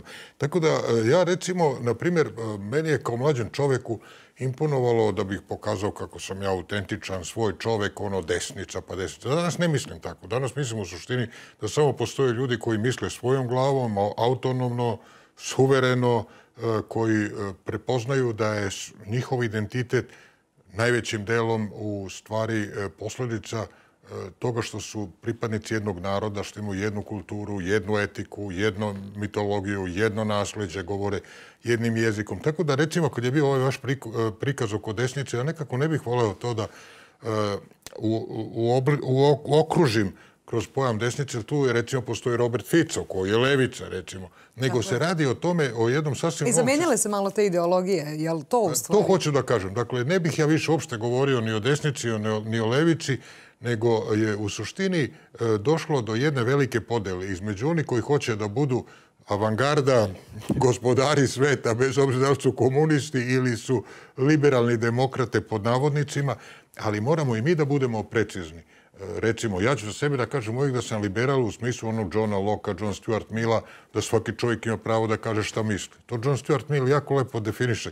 Kaže, kada bi celo čovečanstvo bilo jednog mišljenja, a jedan pojedinac drugačijeg, on ima isto pravo koji celo čovečanstvo da kaže šta misli. Pa čekajte, to je Kopernik. Ceo svet mislio da je u centru sveta zemlja, a on posle rekao pa nije tako i ispostavilo se da on upravo i milion drugih takvih primjera. Dakle, ali ovdje se radi o nečem drugom, o zloupotrebi demokratije i liberalizma, nažalost, većim delom iz Sjedinjenih Američkih Država, koji su uče bili kolevka prave demokratije, počevši od Benjamina Franklina i drugih, oni što su uklesani u Rushmoreu. To je bilo jedno vreme velike i ozbiljne demokratije. Ali ko je kompromitovao? Pa kompromitovali su oni koji su, akumulirajući bogatstvo, sticajem okolnosti da imaju veliku lovu, pa onda počeli da koriste državu kao instrument za kolonijalizam, za drpanje širom sveta još i dalje. I onda na kraju su došli do toga da onaj nesrećni Fukuyama, koji je poluinteligent, odmah da se razumemo, napisao onu čuvenu knjigu Kraj istorije i poslednji čovek, kao pobedio je taj liberalni kapitalizam, uopšte ne shvatajući ni šta je liberalizam, šta u osnovi jeste liberalizam. Međutim, on je to iskoristio i rekao je sad smo mi gospodari sveta. Pa ako si gospodar sveta, nema liberalizma. To je rekao Chaim Perelman, inače jedan nemački teoretičar prava, koji je rekao da će liberalizam, ovako kako konkretno se što kaže razvija, da završi u fašizmu. I to jeste tačno, ta vrsta. Ali mi smo liberali, mi koji pružamo otpor upravo totalitarizmu. A da li ova sloboda, evo vi ste profesor filozofije, pa moram to da pitam, da li zapravo ova vrsta liberalizma koju promoviše ta blokaderska, ekstremistička, takozvana elita, ima obrise te Crowleyjeve slobode, u stvari, koja na kraju... Nema. A nema veze, pazi, vidi ovako, ja između ostalog...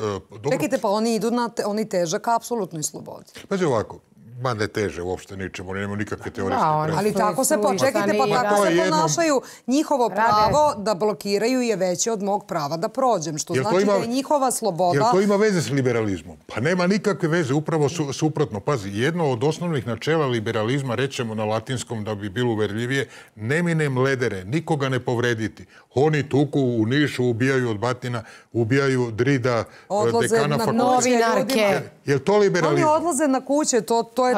Izvini još nešto. Jedno od drugo načelo liberalizma je granica moje slobode je tvoja sloboda. To. Znači, ja mogu da se ponašam kako hoćem, ali da ne ugrozim tvoju slobodu. On stane trudnici, stane bolesniku, s bilo kome. Naprimjer, nekom ko se švrčka i šeta po Kraljevu, Beogradu, Novom Sadu, on stane ispred njega i ne da mu da prođe. To je samo jedna mladalačka energija koju su bezobrazno zloupotrebili ovi politički paraziti koji nemaju petlju da izađu razne Marinike, Tepić. Zamisli, pa ima nešto vrlo važno politički kao pouka. Način kako se boriš za vlast pokazuje kakav bi bio kad bi stvarno došao na vlast. Znači, kad bi ova ekipa došla na vlast, svi ti koji zaustavljaju ljude na ulicama, pa oni bi nama zaveli koncentracione logore čoveče sutra, jer bi nam ukinuli slobodu. To je suština. Ajde jednom samo da kažem da potpuno... Čuli ste što je Marinika najavila od ponedeljka u slučaju da niste, toliko je to skandalozno, tako je. A čekaj, izvini, da li neko može da... Kakva slučajnost i u kom trenutku? Pazite, na primjer Đokić, ja ga slušao precizno kad je govorio na ovome skupu na Slavi. Čovjek, ne umeni da pročita ono što mu neko drugi napisao. Mislim, ajde da vidimo koji su kapaciteti. Zamislite takvog, recimo, lidera koji bi sutra nekim čudom bio instaliran od nekim helikopterom intervencionističkih snaga na vlast u Beogradu. Zamisli sad njega, recimo, pred Xi Jinpingom, pred onim namazankom, raznim namazancima iz Europske unije, pa pred, recimo, Donaldom Trumpom. A pred Putinom, ba. Pred velikim ljudima. Po čovječe nije u zdanju s nama da sedi ovde, pošto nema intelektualni kapacitet. Vi ste pomenuli sada, pre nego što i emitujemo posljednji prilog u okviru današnje emisije, koji dosta govori o ljudima koji su im i omogućili sve to, a to su prozapadni mediji u Srbiji, kojima, nadam se, da više neće biti omogućeno da tako javno krše zakon. Ali evo, vi ste sada u ovom neposrednom razgovoru pomenuli jedan moment koji također izaziva i socijalno, i psihološko, i pravno pitanje, a to su, kada kažemo deca, ovdje je negde taj termin deca se povezuje sa studentima, iako to nisu deca nego mladi ljudi. Mi sad ovdje govorimo o deci koje su vrtićkog uzrasta ili niži razredi osnovne škole koje su se našla na blokadama, ni manje ni više autoputa, regionalnog puta, saobraćajnice koje je od vitalnog značaja i pored svih upozorenja državnih organa da će takva vrsta blokade morati da bude deblokirana i to uz minimalnu upotrebu sile, mi smo opet imali pojedince koji su izašli sa svojom decom. Sad, imali tu pravne odgovornosti, kako to socijalno objasniti, šta to u stvari predstavlja taj moment gde se deca koriste kao živi štit? Je li to razumevanje stvari da će zapravo policija dozvoliti takozvanu građansku neposlušnost, iako su u pitanju krivično dela, samo zato što je neko prisustvu deteta koji ima 2, 3 ili 5 godina? Ja mogu da im da samo jedan šlagvort, pa neka nastaje. Kako da ne, izvolite. Znači, moja žena odvede na Krcka Oraščića, Čajkovski balej deči, rođaku, devojču, 8-9 godina. I sad lepo ono završi se balet, ali ovi iz ansambla, neki odu kući, a ovi ostali dignu crvene ruke. Ovo dete gleda u moju ženu i kaže, šta je tetko? Kako da je objasnim? I ona se uplaši, čoveče. Oni su zgadili detetu Krcka Oraščića. Oni su upropastili jednu generaciju dece sa svojom bezočnošću, bezobrazlukom, jednim imanentnim zlom. Tako je. Evo, iznervirao sam mi se. Evo, iznervirao. Kako da se ne iznervira čovek? To je stvarno, oni svako... Kažete vi, Backoviću, lako ćemo mi za odrasle ljudi. Pa oni svaki moment koriste to. Pa se sećamo dece u vrtiću. Obuče, da li dete u 3-4 godine u vrtiću obučeno u majicu s krvavom rukom, koje su među vremenu, što bi rekao Milenko Jovanov, ubuđavila, pa prešla u zelenu boju. Čekajte ljudi, pa dokle ovo ide? Dokle ovo ide da ti vodiš svoje rođeno dete od 10, koliko su ona deca imala 10 godina, vodiš da sednu, da blokiraju autoput. Bilo je dete od 3 godine kome su dali mikrofon da viče pumpaj na mikrofon i to je nastalo oduševljenje prisutnih, moram da kažem, ljudi sa upitnim zdravljem. Ja ne znam, ja sam roditelj i mislim, zaista ne znam, prvo je to pitanje za roditelje. Mislim, šta se tu... kako vi vaspitavate svoju decu? U kom smislu? Ne treba ni ovako, mislim, to je malo dete. Ajde to što sad to nije normalno. Da li to ima neku krivičnu... Andreja, pričamo o pravnoj odgovornosti, o krivičnoj odgovornosti, pričamo o 9 meseci. Pogledaj šta se dešava oko nas, čoveče. Ne, moje pitanje je da li takvi roditelji treba da budu privedeni informativne razgovore i da daju objašnjenje nadležnim organima i to i socijalno i bilo kojoj drugoj službi, Centru za socijalni rad, bilo kome. To su opet te manipulacije na dve strane. Dakle, jedna je, evo vidi, dečica izašla, eto i oni su tu, šetaju, žele slobodu. Znaš da se to javnosti tako prikaže. A opet, s druge strane, mi ne znamo šta je bila njihova ideja.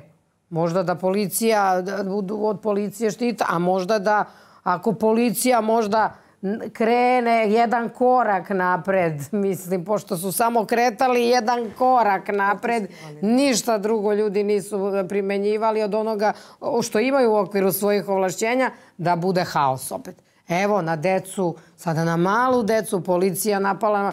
To je sve osmišljeno, vrlo perfidno, to je manipulacija da bi se omasovili ponovo ti njihovi protesti koji su očigledno se sveli na 100 ljudi, negde 50, negde 200, negde... Na ekstreme. A sad što ne reaguju? Pa ne reaguju. Evo, vidimo da 9 meseci se ne reaguje ni za šta. Dakle, ne reaguje se ni za šta. I sad opet pitamo zašto neko ne reaguje. A zašto neko ne reaguje kada idu na kuće Žarku Mićinu, Milošu Vučeviću, Draganu Vučićeviću, Suzani Vasiljević i ostalim mnogima, da ih ne nabrajam. Izvini, Livija, bio sam u emisiji sa Mićinom i nešto što mene impresioniralo, ali je bitno za ovu temu. Dakle, oni protestuju, uznemiravaju pola kvarta ili ceo kvart, deru se tamo, prete toj deci njegovo i tako dalje. A zamisli on, pristojan čovjek. Kaže, ja sam išao od stana do stana u svojoj kući. Izvinjavao se komšijama, pa da. Što zbog mene moraju da trpe ovakav teror. Pa onda u kome pripada civilizovana budućnost? Njima ili njemu? I sada, vidi da se ne lažemo. Mi svi koji se bavimo politikom, koji smo ušli u to, mi smo spremni na takve stvari. Ne plaši se tu ni Miloš Vučević, ni Žarko Mićin, ni ja, ni Vučićević. Znate šta nosi javni posao? Mislim, to niko se... Ali ti ljudi imaju decu, ti ljudi imaju porodice, imaju komšije, imaju rođake, imaju... Dakle, dovode njih u jednu situaciju da prosto se osjećaju neprijatno, da ne mogu da svoju decu, da on mora da pojačava, dakle, crtaće čovek u svom stanu, da deca ne bi ostavio neku traumu na decu. Znači, to je jezivo. I ko reaguje? Ko reaguje? Gde? Ko je koga uhapsio? Ko je koga saslušao povodom toga? Koga je saslušao? Pustio ga je. Dakle, šta bi se desilo? Šta bi se desilo da su ušli u stan i napali, stvarno probili na vrata i napali nekoga od njih? Ali, Livija, to pokazuje suštinu tog pokreta. Dakle, u nedostatku argumenta, što rekao, ili ideologije ili programa, oni ubacuju strah. Oni hoće društvo straha, jer misle da na strahu mogu da vladaju. Ali čekajte... Izvini, samo važno je da ovako, nekom će pasti na pamet i da okrene biblioteku. Dakle, Wilhelm Reich je u čuvenoj knjizi Masovna psihologija fašizma objasnio da je u stvari fašizam projekat koji postoji samo na osnovu unošenja straha kod ljudi. Tako je. Pa ne, nema šta, to je... Definitivno to je ostalo. Nema ideja, nema programa. Možda je poseban poraz. Mi smo više puta čuli koliko su ekonomsku štetu naneli, koliko je to uticalo na živote običnih ljudi, radnika, koliko, evo, danas sam pogledala snimak gdje jedan deka mora da hoda ozbiljnu kilometražu da bi došao do svoje kuće i donese namirnice koje je kupio. To je stvarno toliko neljudski da prosto budi bes u ljudima koji ne mogu da nađu opravdanje za toliku slobodu i bahatost u sprovođenju onoga što im je... I šta će biti kad oni dođu na vlast? Andreja. Sad... postojali su ljudi koji nisu bili materijalno motivisani, ali su posle odlazaka na takve skupove i oni ljudi shvatili da su na pogrešnom mestu. Ali sad pričamo o trajnim posledicama. Gospodine Backoviću, vi ste malo pre rekli rečenicu koja mi je ostala urezana. Lako ćemo za nas, odrasle, preživi se sve, pa će se preživeti i ovo. Međutim, nama u nasleđe ostavljaju ozbiljne probleme u smislu generacije koje dolaze. Sada imamo decu, pravu decu vrtićkog uzrasta i školskog niže razrede. Međutim, imamo i jedan podatak stravičan, imamo dovoljno vremena da samo to pomenemo, a to je koliko procenata manje mladih je ove godine konkurisalo za fakultete. To nije mali procenat i to u stvari dovodi da mi koji smo u Americi, na zapadu, bili oličenje znanja, gde smo odlazili i našoj generaciji pokazivali koliko ne znaju i koliko nisu informisani, gde su naši fakulteti bili vredni strahopoštovanja. Mi danas dolazimo do toga da deca u Srbiji nemaju želju da se akademski obrazuju. I to dalje... Upravo ovde, zbog svega što se događa. Sad, šta to nama govori? I da odu negde preko. Pa jel mi treba naše znanje, naše ljude da prosipamo po belom svetu umjesto da se trudimo da najpametnije ono mlado što imamo zadržimo ovde? Pre svega ovo je ovaj rezultat upisa kandidata za upis na fakultete je porazan. On je totalno porazan, znači to odavno tako nije bivalo iz nekog našeg, baš ovde u Srbiji. U odnosu na, znači, tu se približavamo nekim zemljama zapada gde se završava obrazovanje i ide se da se radi arbajt. To nije naša nekada bila osobina, posebno, a imajući u vidu da se i nivo potrebnih znanja za kvalitetne poslove danas značajno povećava. Neko bi pomislio da kada se okrene oko sebe i vidi ko najbolje živi, ko najbolje zarađuje, da će svi ovi fakulteti koji na posredan ili direktni način se bave sa računarima ili kompjuterima, da će to biti zasuto, da će to biti... Ne. To je jedna stvar. Druga stvar jeste da mi, kad spominjete rasipanje i odlazak mladih, pa to je možda i jedan od razloga zašto neke zemlje imaju u svojom interesu da se Srbija ne razvija u pravom pravcu, onom najboljem pravcu za svoje građane. S tim što ja na to ne gledam iz ugla teorije zavere, nego gledam iz ugla normalnosti. Normalno je, i time bih suočio svakoga ko se pojavlja na javljoj sceni i podrazumeva ili tvrdi suprotno.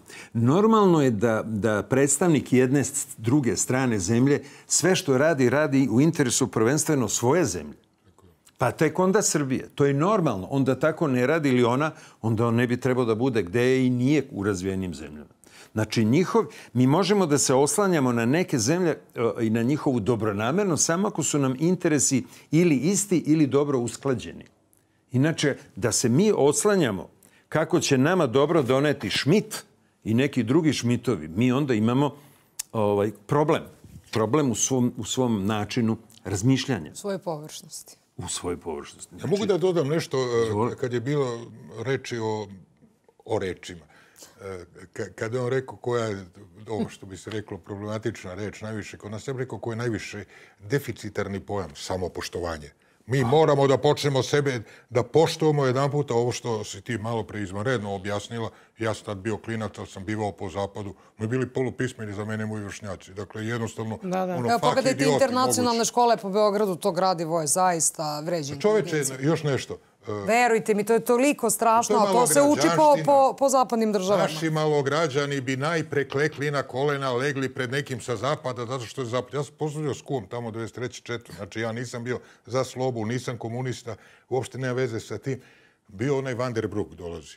I sad nešto go Slobo otkačio, čeka jedno 15 minuta, a ovaj moj kum kao, pa car takvog gospodina, koji bi rekao gospodina, pa to pitanga politička, najobičnija, plaćenik čoveče, ne bi imao sa mnom o čemu da razgovara, pa bolje poznajem njihovu kulturu 10 puta od bilo njihovog političara na zapadu. A to je ono što si pričala o demokratijama.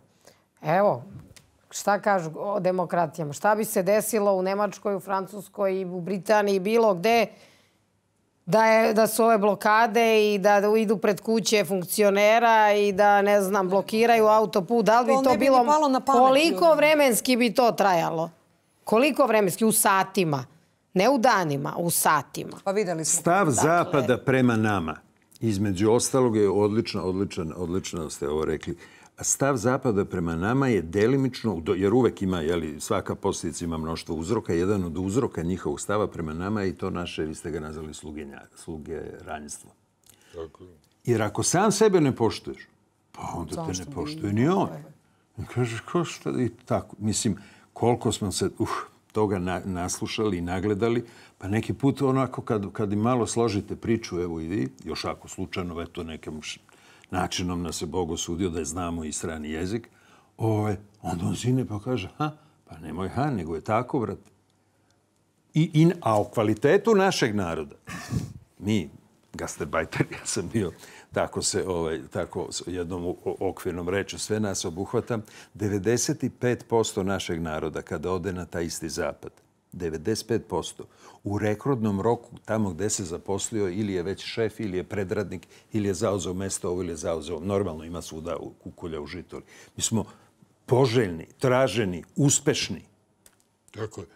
Mene, izvini, Čedo, mene podsjetilo samo jedan detalj, a možda detalj više govori nekada nego cela teorija. Dakle, svojevremeno bio sam direktor Zavoda za unapređivanje obrazovanja i vaspitanja i sada dolazi vrlo dobronameran čovjek, vrlo fini čovjek, mislim, ne znam što je završio, ali neke društvene nauke iz Švajcarske i nešto hoće kao da nam pomognu. Ja sad onako pitam, a iz kog ste vi kraja, gdje on mi objasni gdje ste. Ovo rekao, pa to je rekao, malte ne na kilometar od vas izvršio kolektivno, što bi rekli, samoubistvo zajedno sa svojom ljubavnicom, Heinrich von Kleist, jedan od najvećih švajcarskih pisaca. On je pisao ono Mihael Kohlhaas, pa su rađeni iz serije. Tako da, on nema pojma. Pa je, ispred tvoje kuće se desilo, nemaš pojma. Treba ja iz Srbije, kome je to posljednja značajna stvar na svetu, Heinrich von Kleist. Ali znam, zato što sam ja Srbin.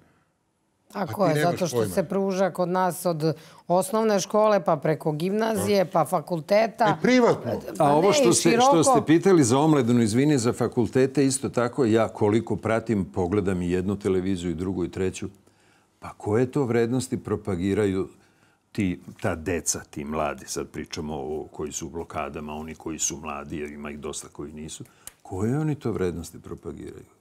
Gde to više ima? Ma nema tu vrednosti. To su vrednosti koje, evo ja ako imam iskustvo u Sjedinjenim državama, tamo takve vrednosti ne prolaze.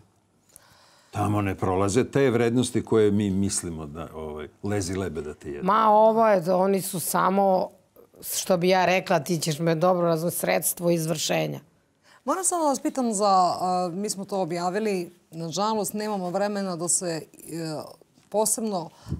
poseban segment emisije da posvetimo toj personi, ali je ona vrlo značajna ne za analizu njenog aktivizma, već za to koji šta je Greta Thunberg, koja je bila juče, odnosno prekjuče na Novom Beogradu kada su pokušali da blokiraju kružni tok kod opštine Novi Beograd. I ta njena poruka i ti mediji N1 koji su preneli zaista dobronamernu poruku jedne švedske aktivistkinje koja je iz daleke Švedske došla ovde u Srbiju, da ona je zgrožena time šta se dešava i tako dalje, manjkom demokratije, slobode govora i tako dalje. E sad, mi pričamo i sad neko ko sedi kod kuće...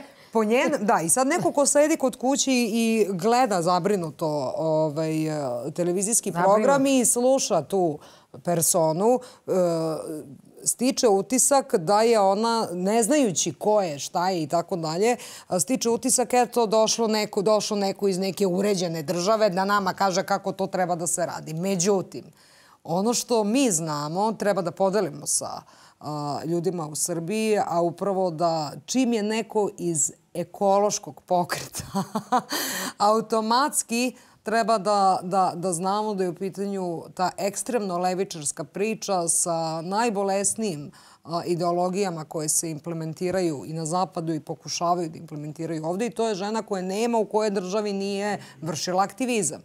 I na najgore moguće načine... Nije bila mirođija, je.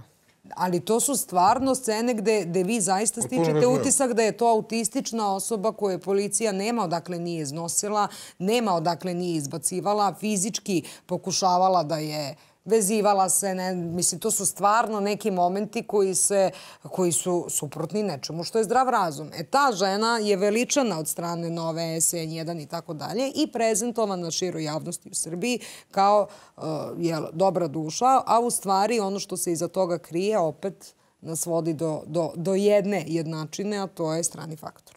Tačno. Evo ga odgovor u duhu kompletne diskusije koju smo vodili. Pazi, Zapad inače ima jednu vrstu opšte teorije, bez obzira na sve metamorfoze koje proživljava političke, kogo došao na vlast, da li konzervativci, laburisti, nema veze. Oni to zovu funkcionalizam i to su Pareto i Parsons i formulisali, ali nije to sad bitno. I dakle, oni umeju da se prilagođavaju. To je ovo što je Čeda malo prepomenuo, taj politički darvinizam, znači prilagođavanje realnostima. Tu su daleko napredniji od istoka. Uspeli su da nauče, da kažem, da se prilagođavaju. I onda kad su osjetili da specijalno posle propasti te Fukuyamine teorije da je pobedio liberalizam i demokratija, kad su vidjeli da su osujećeni i liberalizam i demokratija kad ih oni izvoze silom oružja, a ne savesti, onda su počeli da, dopusti na šargonski izraz, da furaju ekologiju. Aha, šta je drugi zajednički imenitelj sada posle propasti liberalne ideologije u njihovoj interpretaciji?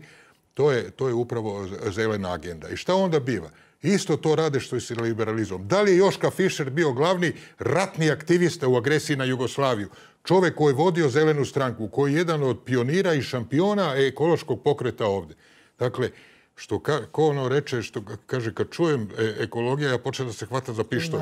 Dakle, pazi, to su stvarno opasne stvari, ali opet kažem, kod naše publike, jednog dela naše publike, to se uklapa u tu malograđanštinu obožavanja i klanjanja pred svime što dolazi sa zapada. Šta god da izmisle, mislim da klanjamo i šta znam. Ali to ne radi prvo ovako. Oni kažu da su građani, nemaju oni veze. I ja sam građanin. Oni nemaju veze sa građanstvom. To su ostaci, pateljci, da kažem, Titovog režima, Titovog mentaliteta, koji su onda postali demokratska stranka, pa posle demokratske stranke tako biraju nekakve druge ogranke političkog aktivizma, ali u suštini oni nose taj totalitarizam, ovo što sam rekao, nedostatak samopoštovanja, antisrpstvo u osnovi. Dakle, otišli bi samo da klanjuju Zagreb. Paze, Zagreb je mala varoš za Beograd. Nemoj da se pričamo i u intelektualnom smislu, i u akademskom smislu, i u kreativnom smislu. Sada ti kažem koliko imamo mi ovde, što kaže veliki slikara, recimo tipa Veličkovića. Oni su jednog jedinog našli crtača, to je Dimitrije Popović, imam jednu njegovu grafiku, inače, koji je veliki slikar. On je Crnogorac, mislim, došao tamo. I tako dalje. Nemaju ni sineaste, ni filmsku produkciju. Čekaj, gospoda Glemba, pa to je, pa se... A sad, mogu ja tebi da dam jedan kompliment, da ne daj Bože bude pogrešno shvaćen. Evo, na primjer, slušam te čitavo večer. Kakva ti je kompozicija misli, kakva ti je kompozicija rečenice, kakav ti je način saopštavanja, koji je stepen civilizovanosti da bi... Za tebe je Kristijan Amanpour najobičniji marginalac.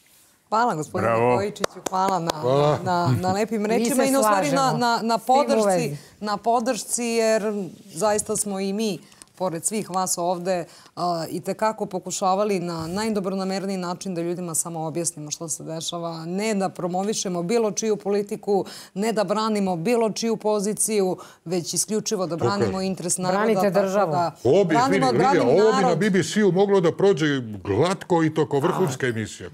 S obzirom na to, evo, hvala stvarno na lepim rečima, ali evo u duhu emisije koja već nekoliko meseci ide, volela bih za kraj samo da objedinimo u jednoj rečenici sve ono što se desilo, što se dešava, evo i sutra vrlo važan datum, strašne su najave, pre svega prozapadne opozicije od ponedeljka. Sa druge strane, mi sutra imamo upravo taj raskol u primjeni onoga što znači pravo i zakon i tu selektivnu primjenu gde za naše žrtve nema ni jedna jedina reč, dok sa druge strane dosta njih će da ide da slavi ubijanje Srba i proterivanje 250.000 ljudi. I mi to imamo danas u 2025. kada meni moji prijatelji govore zašto se baviš istorijom, zašto ne voliš Hrvate, zašto nećeš da ideš tamo na more i tako. Dakle, kritikovana od strane mladih ljudi za koje odgovorno tvrdim da su inteligentni, ali sa druge strane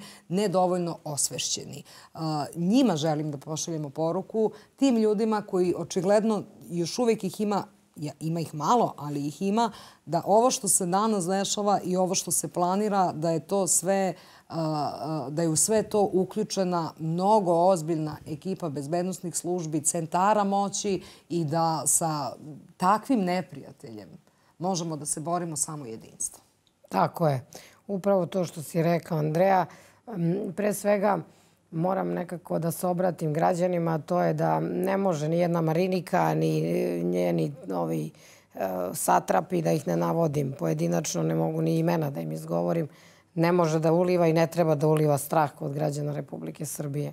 Oni moraju da shvate da država stoji iza njih, da je država tu za njih i da se ništa neće dogoditi u tom smislu da će doći do neke eskalacije, jer niko nije jači od države, samo je pitanje kad će se ta granica pomeriti. Dakle, ne treba više, žao mi je građana, žao mi je ljudi što se opet izaziva neki strah, neke pretnje, od ponedeljka će nekakva oluja, nešto će da se dešava. Mislim, to je meni sada najveće pitanje tu. Tako da želim da poručim građanima Republike Srbije da se neće ništa epohalno desiti i da više te njihove pretnje i te njihove najave